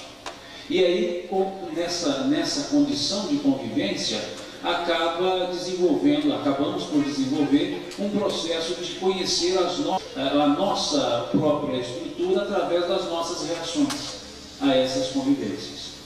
E essa questão, então, do sentimento e do ressentimento, ela é diretamente ligada a essas reações, como nós enxergamos as coisas. Por isso que eu disse que é uma questão subjetiva, que depende da susceptibilidade, que depende de como a pessoa vê aquela atitude. E aí nós percebemos que, óbvio, o perdão só pode existir a partir de uma ofensa. Não se tem como exercitar o perdão quando não há uma situação que o gere. E essa situação só pode ser a ofensa, a agressão. E só pode haver agressão, só pode haver ofensa, quando os dois envolvidos, ofensor e ofendido, estão no mesmo nível, numa mesma condição mental. Vejamos, uma criança de 3 anos, quando põe língua, por exemplo, para mim, a minha reação com essa ação será muito menor do que se um adulto assim também o fizer. Se uma criança fala uma palavra um pouco agressiva, ríspida para comigo, a minha reação para com o ato dessa criança será menor do que seria a minha reação se um adulto fizesse a mesma coisa, fosse agressivo também comigo. Então nós percebemos que o primeiro aspecto de ofensa e perdão diz respeito ao nível que as pessoas se encontram. De certa forma, o ofendido, filosoficamente falando, o ofendido está no mesmo nível do ofensor. Exercitando, a gente começa a perceber que quando alguém está além daquele que tenta a ofensa, esse alguém não se ofende, porque ele está acima disso. E aí o fato não é bom, mas não gera o ressentimento por parte daquele alvo daquela atitude.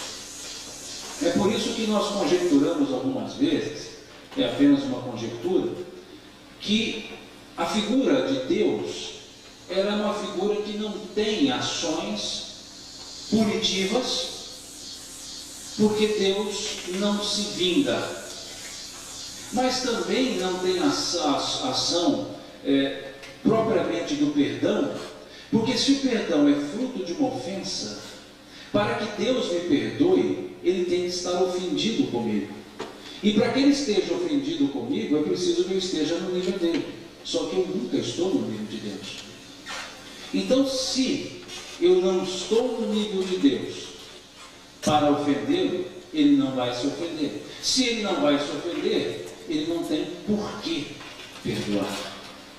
O que faz com que o perdão que eu peço a Deus não é um perdão dele, mas um exercício de auto-perdão. Eu tenho que começar a me perdoar. Porque eu não consigo, por mais que eu queira ofender ao Criador, porque Ele é um ser fora da possibilidade de estar ofendido. Então veja como é que a situação muda. Não é eu dizer, Deus me perdoe.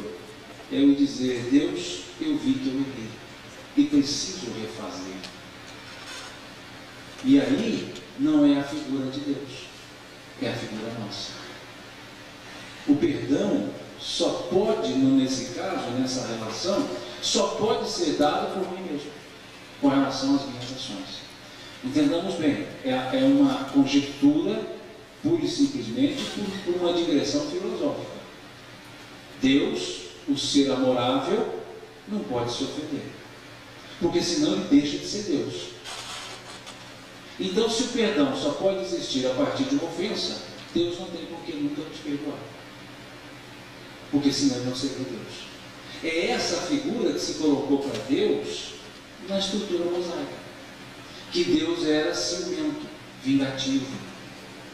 Ou seja, na figura de um materialista do século XVIII, Feuerbach, ele disse que o homem foi feito à imagem e semelhança de Deus.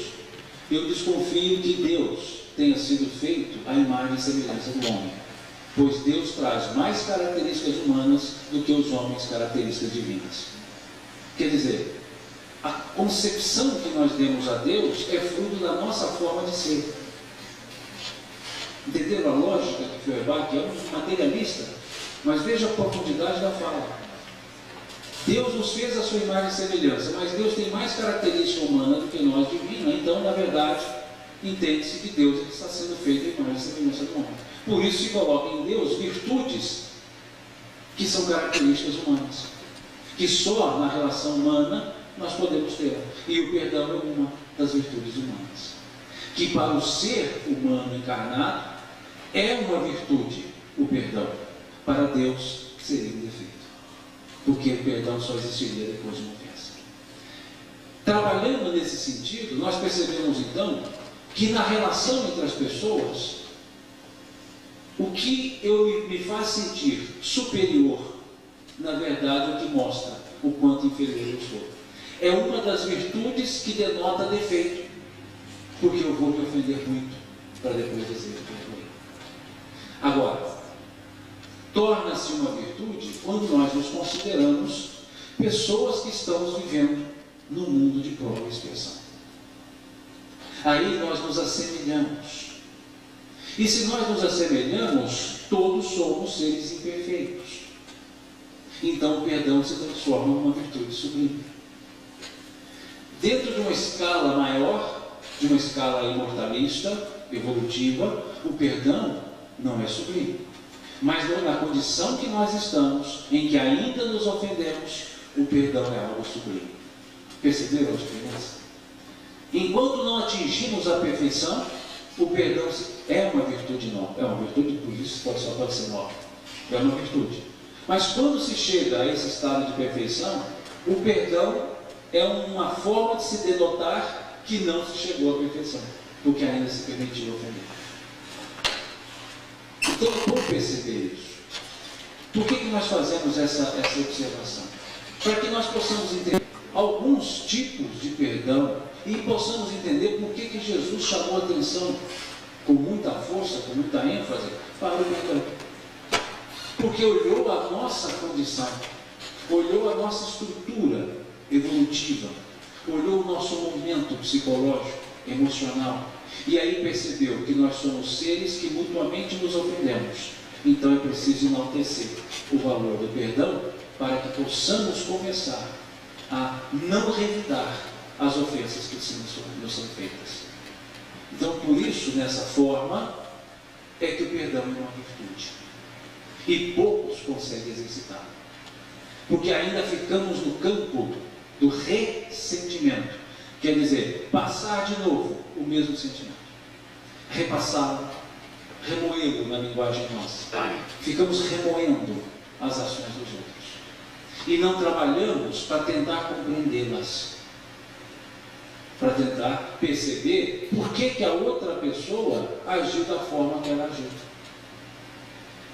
E transforma então essa questão numa forma subjetiva, porque muitas vezes as pessoas que agem de forma errada, aos nossos olhos estão assim fazendo, mas aos olhos delas, nem sempre elas se veem erradas.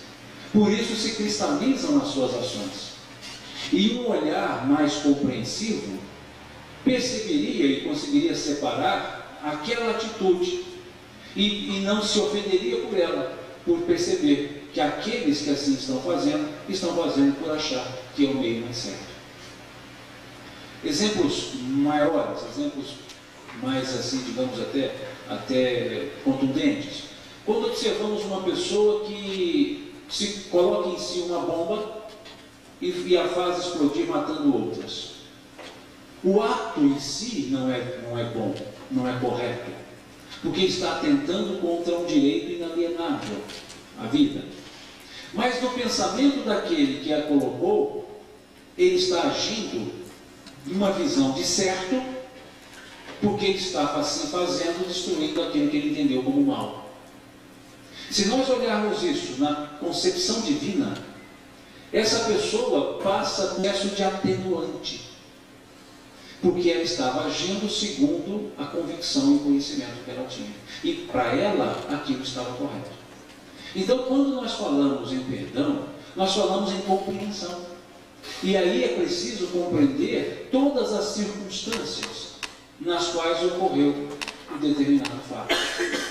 Perceber como é a forma de pensar, de interpretar a vida daquela outra pessoa. Daí, quando Pedro pergunta a Jesus, que o evangelista Mateus grafou lá no capítulo 18 do seu evangelho, né, vai lá do versículo 21 até o 35, esse conjunto, né, em que Jesus vai responder e depois contar uma parábola. Quando Pedro pergunta a Jesus, até quantas vezes meu irmão pecará e eu o perdoarei? Até 7 vezes? E aí Jesus diz, eu não digo até 7 vezes, mas 70 vezes 7 vezes.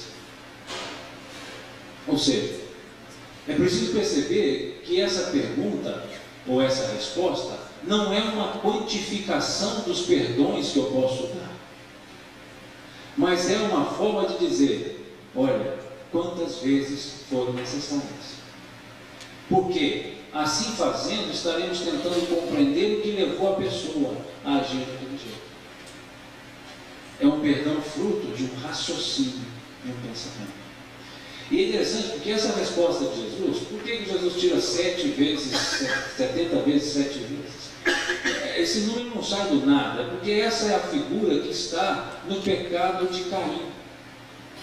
E a figura também que está no pecado de Enoque, porque é dito que quem ferisse a Caim seria 7 vezes punido. E depois na geração, quem ferisse a Enoque, dizer, eu fui homicida e a minha pena é 70 vezes, 7 vezes a pena de Caim. Então, no Velho Testamento foi colocado como sendo a pena máxima de punição, 70 vezes a pena 7 que Caim recebia.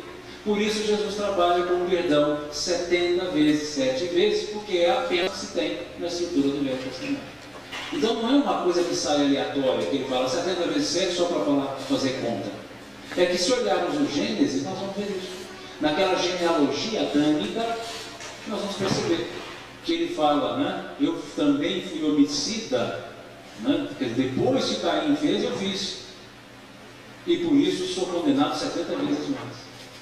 Quer dizer, é o máximo. E na resposta de Jesus, qual é o tempo, qual é a quantidade de perdão? O máximo da pena. Tal qual a pena é 70 vezes, o perdão tem que ser 70 vezes. Ou seja, quantas vezes forem necessárias.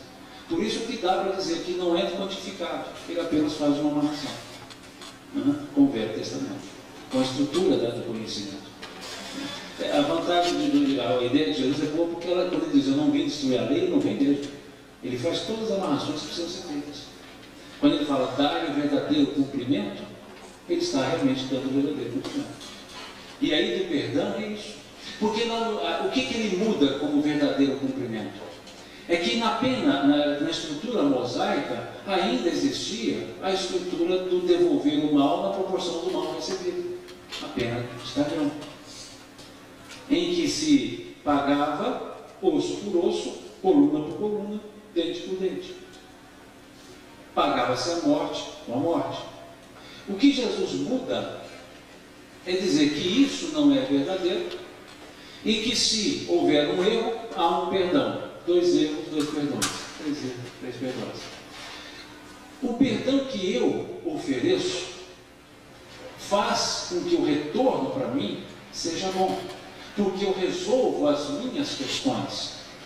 Mas não significa que isenta o responsável, o móvel do perdão, não o isenta da responsabilidade de reparar aquilo que ele fez. Mas a mim que fui o alvo, o objeto, me permite desligar-me desses ressentimentos e me liberta para outros sentimentos nobres que me permitem crescer. Então, é importante dar o perdão.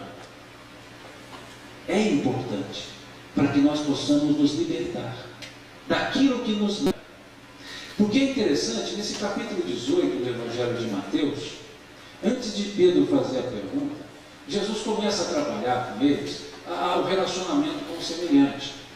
E vai dizer assim, aquela passagem que diz que se um irmão pecar contra ti, vá e diga a ele que ele errou, repreende. Se ele não ouvir, chame 2 testemunhas, vá até ele e repreende-o para que ele mude e que seja visto que você assim fez. Se ainda não resolver, leve para a igreja e publicamente assim fale. E aí acrescenta Jesus, pois, ele repete aquilo que nós mostramos hoje, pois tudo que ligares na terra será ligado no céu, e desligares na terra será desligado no céu. Nesse contexto, essa frase novamente, ela surge lá naquele capítulo 16, mas ela surge ali também no capítulo 18, quando está se falando de sentimentos e ressentimentos. Ali sim dá para se dizer que se eu me ligo às questões terrenas, elas não se desligam quando eu estiver no céu. Quer dizer, aí é na terra e no céu, não é plural mais, está no singular. Tudo que ligares na terra será ligado no céu, na dimensão material, na dimensão espiritual. Então é importante que eu me desligue dessas questões materiais, para que não as tenha me ligando quando estiver no plano espiritual. Tudo que eu desligo lá se desliga. Aí é uma questão pessoal. E aí então o perdão é interessante para nós. Eu faço isso, se ele não aceita, é dele, não é mais meu. E depois na sequência é que Jesus fala desses 70 vezes 7 vezes, e logo em seguida, no capítulo do versículo 22, ele vai narrar a parábola do credor incompassivo. Veja que conjunto, né? Que obra interessante, que momento interessante do Evangelho. E aí ele vai narrar então essa parábola, dizendo que um rei resolveu tomar conta dos seus servos e levantar as suas dívidas. E chamou um homem que lhe devia 10.000 talentos, uma boa soma de dinheiro, e cobrou desse homem essa dívida. E esse homem não tinha como pagar. E aí então o rei pediu que ele mandou que ele fosse preso até que ele pagasse a dívida. E aí então esse senhor pediu ao Senhor complacência e pediu a ele que perdoasse a dívida, porque ele tinha família, tinha filhos e precisava deles cuidar. E aí o rei moveu-se de íntima compaixão e perdoou a dívida desse homem. E esse homem, o servo, saiu, e saindo ele encontrou-se com um conservo, ou seja, um servo tal qual ele mesmo era do mesmo rei. E esse conservo lhe devia 100 dinheiros. 100 dinheiros, que é uma quantia ínfima.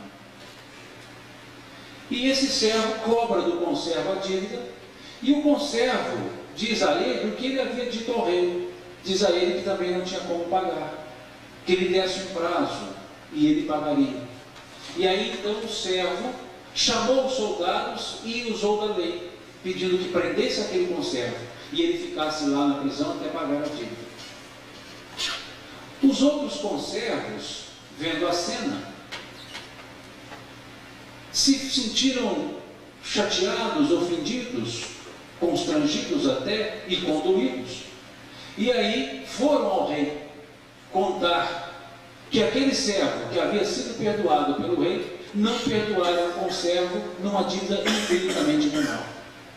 O rei então chamou aquele servo que lhe devia e disse a ele: servo infiel e injusto, perdoei-lhe toda a dívida e você não o fez como seu devedor. E aí chamou os soldados e pediu que encarcerasse aquele homem para que ele ficasse preso, e lá ele ficaria até que ele pagasse toda a sua dívida.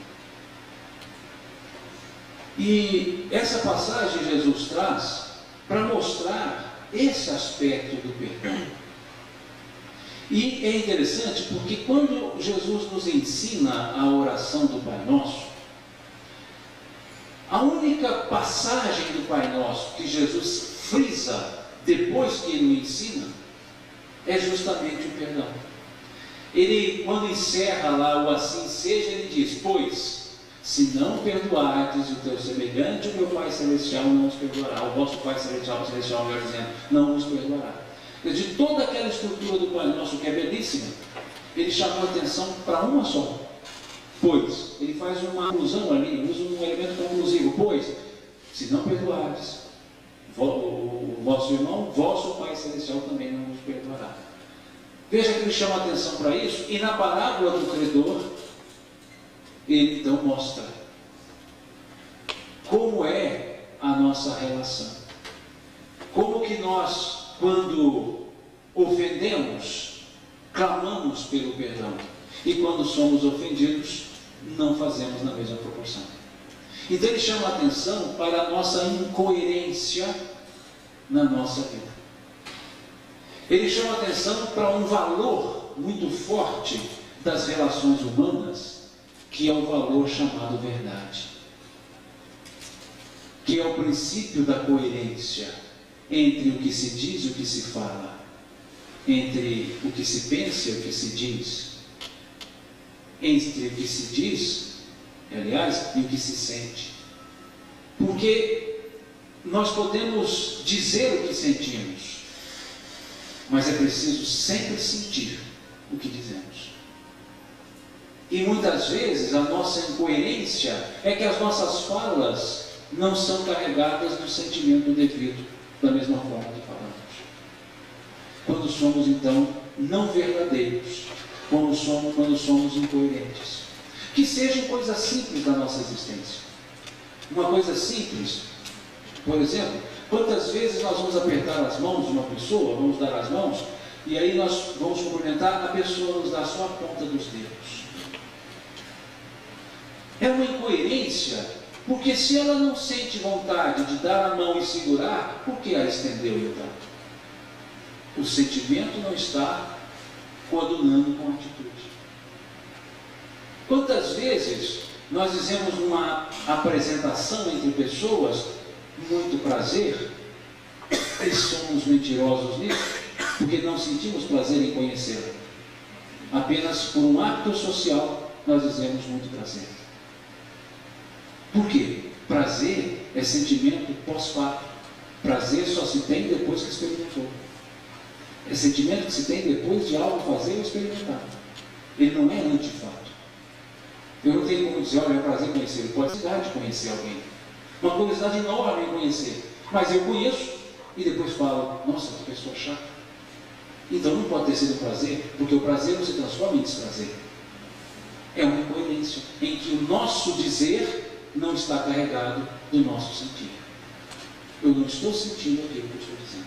Então essa incoerência é o que Jesus chama a atenção, essas incoerências, quando ele traz a parábola do credor compassivo, mostrando que ele usa de sentimentos pedindo perdão, mas não usa desses sentimentos para dar o perdão. E essa talvez seja a grande dificuldade de nós trabalharmos com o perdão, com esse exercício. Porque nós sempre achamos que as ofensas a nós feitas são sempre maiores das que nós fazemos. E sempre nos achamos no direito de cobrar e nunca de pagar. Sentimos-nos bem quando temos que dar o perdão. Sentimos superior para dizer, eu te perdoo. Ou seja, sou melhor do que você. Veja. Então o sentimento do perdão nessas ações não é virtuoso. É uma reação numa forma polida de se agredir o que está pedindo a desculpa, o perdão. Percebeu? O quanto é profundo a gente avaliar e analisar essa estrutura do perdão, que não é algo tão simples. Gibran, quando lhe pediram que falasse sobre o perdão, ele disse: o perdão é o perfume que as flores soltam quando são pisadas. Veja que coisa interessante. Numa condição superior, melhor, o perdão ele não demora. Ele é percebido, metabolizado imediatamente dado. Mas nas nossas condições imperfeitas que estamos, o perdão que nós damos ainda é fruto, e assim já está bom, é fruto de, primeiro, uma elucubração, quer dizer, de um pensamento. Nós vamos pensar, repassar, analisar, depois de um tempo, nós vamos ver se é possível. Chegaremos num momento em que não precisaremos desse pensamento para dizer, vou avaliar se eu perdoo ou não. Ainda estamos na condição de sermos ofendidos, mas chegaremos nessa forma gibraniana, digamos assim, de imediatamente ao ser afetado, já conceder. Mas assim nós podemos fazer se concebermos que o perdão, como nos fala o Sr. Divaldo Franco, que o perdão, em primeiro momento, não é o esquecer da ofensa, mas é o não retribuir a ofensa. E isso é imediato. Ele fala que perdoar e esquecer são duas coisas distintas. E é interessante a linha de pensamento que ele desenvolve, porque ele vai nos mostrar que perdão é sentimento e decisão. Esquecimento é memória. E nem sempre nós conseguimos esquecer das coisas que nós temos na memória. E não só das ofensas. Há coisas da nossa infância que nós podemos dizer, eu vou esquecer, e não esquecemos. Porque aquilo está grafado na memória. Aquilo é fisiológico. Está lá, no nosso cérebro. Veja, há alguma atitude, alguma coisa de criança boa que nós não esquecemos. Má, ruim, melhor dizendo, que nós não esquecemos. Nem ruim, nem boa, que nós não esquecemos. E podemos dizer, eu vou esquecer. Não esquecemos. Porque a nossa memória não é apagada por decisão. Ela é apagada por tempo. Perceberam então que há uma diferença entre perdoar e esquecer? Filosoficamente, podemos dizer, não, só há perdão quando se esquece. Só que em termos de estrutura psicológica, não se esquece e se perdoa. Ao dispor-se a não revidar, ao dispor-se a não fazer igual, já está se trabalhando com perdão. Ao dispor-se a não se manter sentido e ressentido, já está se trabalhando com perdão. E o esquecimento vem com o tempo. Porque eu vou lembrar do que ele me fez, mas não vou sentir o que eu senti quando ele me fez, porque eu perdoei. Mas não esqueço aquele fato. Perceberam a diferença? Então, é preciso separar as reações fisiológicas. Nos fala também o Sr. Divaldo que a raiva é uma reação biológica. Porque quando me faz algo que eu não gosto, há um derramamento, digamos, de certas enzimas, que eu vou reagir biologicamente. Vou me corar, vou ter sudorese que seja, e até a reação imediata de devolver a falar, aquilo é instintivo, natural, biológico. Não é proposital. Porque se o fosse, não faríamos. Então, nós temos que separar a raiva do ódio e da ação agressiva. É interessante que essa fala também nós percebemos numa das falas do Sr. Paulo de Tarso, quando ele falava, irmãos, irai-vos, mas não pequeis. Veja que interessante. Irmãos, irai-vos, mas não pequeis. É a mesma ideia que o Sr. Divaldo trabalha quando fala que a raiva ela acaba existindo. Todos nós a temos em vários momentos. Irai-vos, mas não pequeis. Ou seja, mas como nós vamos reagir, aí é que temos que perceber. Fiquem nervosos, irai-vos, mas não pequeis, não agridam. É como se a pessoa me fez algo e fala, mas você ficou com raiva? Eu fiquei. Você está com raiva? Estou. O que você vai fazer? Nada. Veja, irai-vos, mas não pequeis. Não fiquei com raiva não, você me deu um soco aqui, tem um pouco de raiva, nem um pouco. Não, tem uma raiva. Mas você vai fazer o quê? Vou usar aquela síndrome do Snoopy, que ele não usa para raiva, ele usa para trabalho. Ele fala assim, de vez em quando me dá uma vontade enorme de trabalhar. Aí eu procuro uma sombra bem fresquinha e fico lá quietinho até a vontade de passar. Então a gente fala, de vez em quando dá vontade de ficar com raiva, de reagir. Aí eu procuro uma sombra e fico lá quietinho até a vontade de passar. Quer dizer, a gente usa a tática do Snoopy para esse lado. Fica quietinho e passa. Né? Quer dizer, vai dormir primeiro, amanhã você faz. Hoje não. Hoje não. Porque são emoções que a gente traz, são até consideradas emoções básicas, né? E negá-las é uma repressão e uma violência contra nós mesmos. Nós vamos negá-las e vamos nos infartar. Gera sentimento de culpa. A Joana fala que a gente deve eliminar. Que é o segundo passo depois. Que é quando eu faço. Veja, dominar a raiva, no sentido que se coloca, não, engole. Não engole que você vai explodir.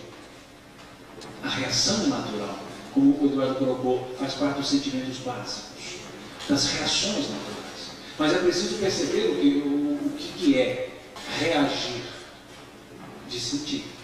Sentir-me ofendido, que raiva danada, mas aí eu paro.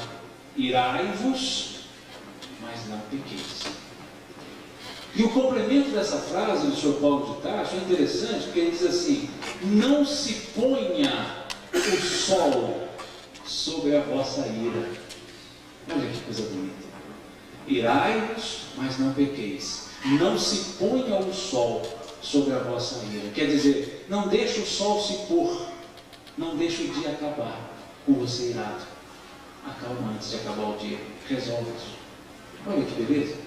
Irai-vos, mas não pequeis. Não se ponha o sol sobre a vossa ira. Fiquem bravos, mas não agridam ninguém. Não agridam a ninguém. E não deixe o dia acabar com você irado. Você vai dormir sossegado. Passe isso pelo crivo da inteligência, da razão. Amanhe o coração. Respire um pouco mais. E depois, no dia seguinte, esteja resolvido. Não se ponha o sol sobre a vossa ira. Veja, que conselho interessante é esse. A gente perceber que não estamos proibidos de ficarmos com as reações instintivas nossas, mas ao dominá-las, enquanto ações, nós estamos exercitando bem. Continuo sabendo que a pessoa me fez, e não esqueço que ela me fez, até que a memória venha a ser apagada. Mas não me causa a espécie que me causou quando a pessoa me fez. Da mesma forma, quando o Sr. Allan Kardec vai trabalhar aquela ideia contida no capítulo 5 do Evangelho de Mateus, e que ele trata no Evangelho segundo o Espiritismo, quando ele vai falar do amar os inimigos, ele deixa bem claro que o amar o inimigo não é ter para com ele a mesma ternura que se tem por um amigo.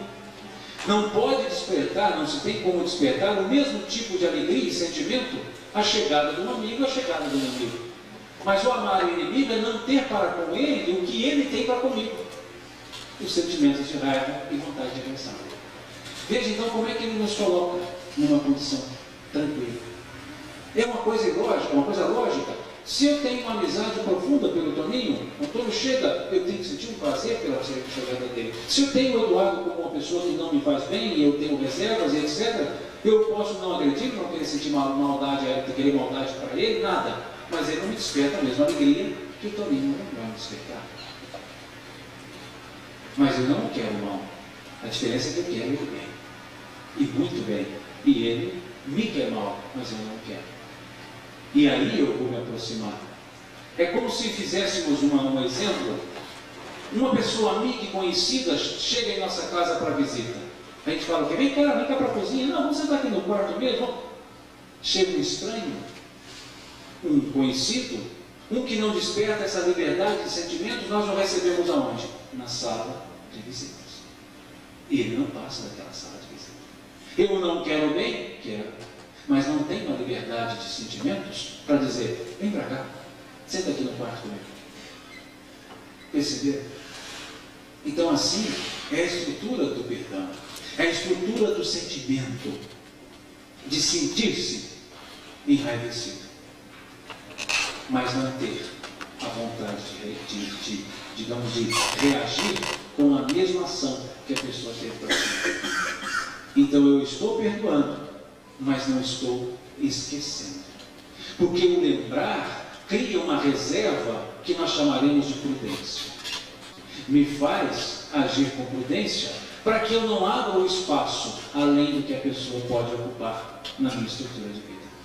Eu não a proíbo e não fecho a sua permanência comigo, mas eu estabeleço um limite até onde ela pode chegar, por prudência e por fator educativo. Perceberam? Assim também é a estrutura natural. Quando nós cometemos um erro, nós não cometemos um erro só para com a pessoa, nós cometemos para com todo o universo. Nós comprometemos-nos com uma estrutura de uma lei natural que diz que eu não posso lesar ninguém. E ao lesar alguém, estou lesando a lei natural. Então é mais do que, se eu tiro a vida do Eduardo, ele pode me perdoar. Ele pode dizer, não, senhor, você até me ajudou, está querendo ir mesmo, está ótimo. Mas a lei natural também vai ser algo de observação, porque eu lesei um direito inalienado, que ele não é dono dele. Nem tanto não é dono dela, da vida, que ninguém pode tirar. Se ele atirar, ele vai então transgredir a lei e vai ser punido da mesma forma. Então eu não posso tirá-la nem com o consentimento dele, porque eu estou lesando uma lei natural. Então eu tenho que ajustar-me também com a lei natural. Mas que a concórdia e o perdão dele já me auxilia no processo de reajustamento com a lei natural. É aí que entramos para aquela estrutura do Código Penal da Vida Futura, que está lá no capítulo 7 do livro Céu e Inferno, na primeira parte. Quando os benfeitores espirituais vão nos mostrar que para sanar uma falta são necessárias 3 ações. É necessário o arrependimento, a expiação e a reparação. Não é somente para com a pessoa, mas para com a própria estrutura da lei. Dentro daquela questão de reencarnação, vejamos só, não vou te usar como exemplo, pelo menos para essa encarnação não. Eu estou casado com a Leia. Não vou usar você, estou casado com o Eduardo, vou deixar essa encarnação muito certo ainda não. Veja, eu tenho um compromisso para com ela. E eu sou uma pessoa que não evolui, e ela evolui. Dentro daquela ideia reencarnatória, eu estou cometendo deslizes. Agora ela tem que voltar para se casar comigo na próxima encarnação. Eu sei que, lógico, ela gostaria muito disso, né? Ela educada vai falar que sim, mas veja, mas não, ela não tem que casar comigo de novo, se eu sou aquele que tem que reparar. Mas ela não tem que expiar, porque ela já cresceu. Então, embora eu tenha agredido a ela, não é com ela que eu vou estar de novo, porque senão eu estou imputando a ela 2 penas. Uma da agora, porque eu agredi e ela já está me aguentando, no bom tempo. E a outra, porque vai ter que me aguentar de novo, sendo que o errado sou eu. Então ela está isenta disso e vai seguir o seu rumo. E eu vou ter, numa relação de consórcio matrimonial, alguém que ressone ao meu nível evolutivo e que propicie o tipo de prova que eu vou viver. Mas não é de novo. Porque senão seria uma incoerência da lei natural fazê-la 2 vezes sofrer. Que não é o caso, isso é fictício. Fazê-la 2 vezes sofrer. E eu ser corrigido por isso. Então é me colocado uma outra pessoa que merece esse tipo de situação e que me gera esse tipo de situação. E aí nós dois nos ajustamos com a lei natural. Percebeu? Não me ajusto com ela porque nada tenho com ela. Não se ajusta comigo porque nada tem comigo, mas ambos temos o mesmo débito com a lei natural. Nos ajustamos com a lei natural. Perceberam? Porque há uma ideia assim, muito superficial no meio espírita de dizer, não vai casar, vai juntar, vai ficar de novo. Mas como de novo? Se a pessoa não merece mais. Aí o casamento sacrificial, por opção dela, mas não por obrigação. Perceberam? É sacrificial quando alguém fala, não, pode deixar a mãe dele de novo, eu estou aqui para isso mesmo, só mãezona, não é caso de novo, não tem problema. Mas por opção, mas não pode ser por constrangimento, porque a pessoa não merece mais isso. Então percebemos que é preciso, aí não o perdoar, mas o ofensor, que ele está ofendendo alguém e a lei natural. Ele repara com alguém e com a lei natural. Através dessas três circunstâncias, ou dessas três formas. É preciso se arrepender. É preciso sentir na pele. É preciso consertar. Porque se eu me arrependo do mal feito, mas não conserto, ele continua existindo. Vamos dar um exemplo, que é muito comum se trabalhar com ele, aquela resposta que Jesus dá ao bom ladrão, se assim podemos, o Dimas, né, que é o nome dado no Evangelho. Lá estão os três, Dimas, Jesus e o outro ladrão. O outro ladrão não corre com relação a Jesus, com relação a Dimas. Não pode ser. Está lá então, Dimas, o outro ladrão, e Jesus. E aí diz Dimas para Jesus, Senhor, lembra-te de mim quando tu estiveres no paraíso. E a frase que hoje nós temos, ela está dita assim, em verdade te digo que hoje estarás comigo no paraíso. É a frase que a gente vê comum. Bom, observando melhor a frase, nós percebemos que não existe o que. A frase, quando olhamos na sua composição latina, na sua composição mesmo grega, mais antiga, a frase é assim, em verdade te digo, hoje estarás comigo no paraíso. E não tem em verdade te digo que hoje estarás. Esse aqui não tem. Já é um processo de transliteração, né, que com o tempo foi colocando. E interessante que essa estrutura, essa frase, até por volta do século IV, não havia pontuação. E até a leitura, quando se lê em hebraico, a leitura é feita de forma métrica, né? Porque são emendadas as palavras. Você vem com a régua e vai dividindo na leitura. E é interessante porque se eu começar a fazer um jogo de pontuação nessa frase, eu mudo o sentido completo dela. Se eu disser, em verdade te digo, dois pontos. Hoje estarás comigo. Se eu disser, em verdade te digo hoje, dois pontos. Estarás comigo no paraíso. Eu mudo por completo o sentido. Porque quando eu digo em verdade te digo, dois pontos. Hoje estarás comigo no paraíso, eu estou dizendo hoje você vai estar. Independente de você ter arrependido, aliás, você se arrependeu, independente de você ter consertado ou não.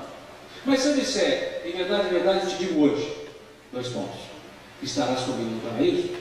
Eu estou dizendo para ele, olha, hoje eu posso te dizer isso, porque hoje você mereceu compreender isso. Você vai estar comigo no paraíso. Não sei quando, mas quando você reparar. É aquele mesmo hoje que Jesus disse para Zaqueu. Quando Zaqueu subiu no sicômoro e começou a observar Jesus, Jesus diz assim, desce da árvore, Zaqueu, porque hoje a mim me convém jantar contigo. Hoje merece eu criar essa opção. Percebe? Então, essa pontuação, por uma questão lógica, teológica, exegética, hermenêutica, que seja o melhor, e até doutrinária, o melhor sentido para essa fala de Jesus é, hoje, Dimas, você mostrou arrependimento, já consegue trabalhar com a reparação, você vai estar comigo sim, na beatitude, quando assim quiser, coaduna mais, porque ele se arrependeu e foi para o paraíso. As viúvas ficaram sem maridos e não passaram a ter de volta. Os bens continuaram roubados, não foram devolvidos. Ele não ajustou-se.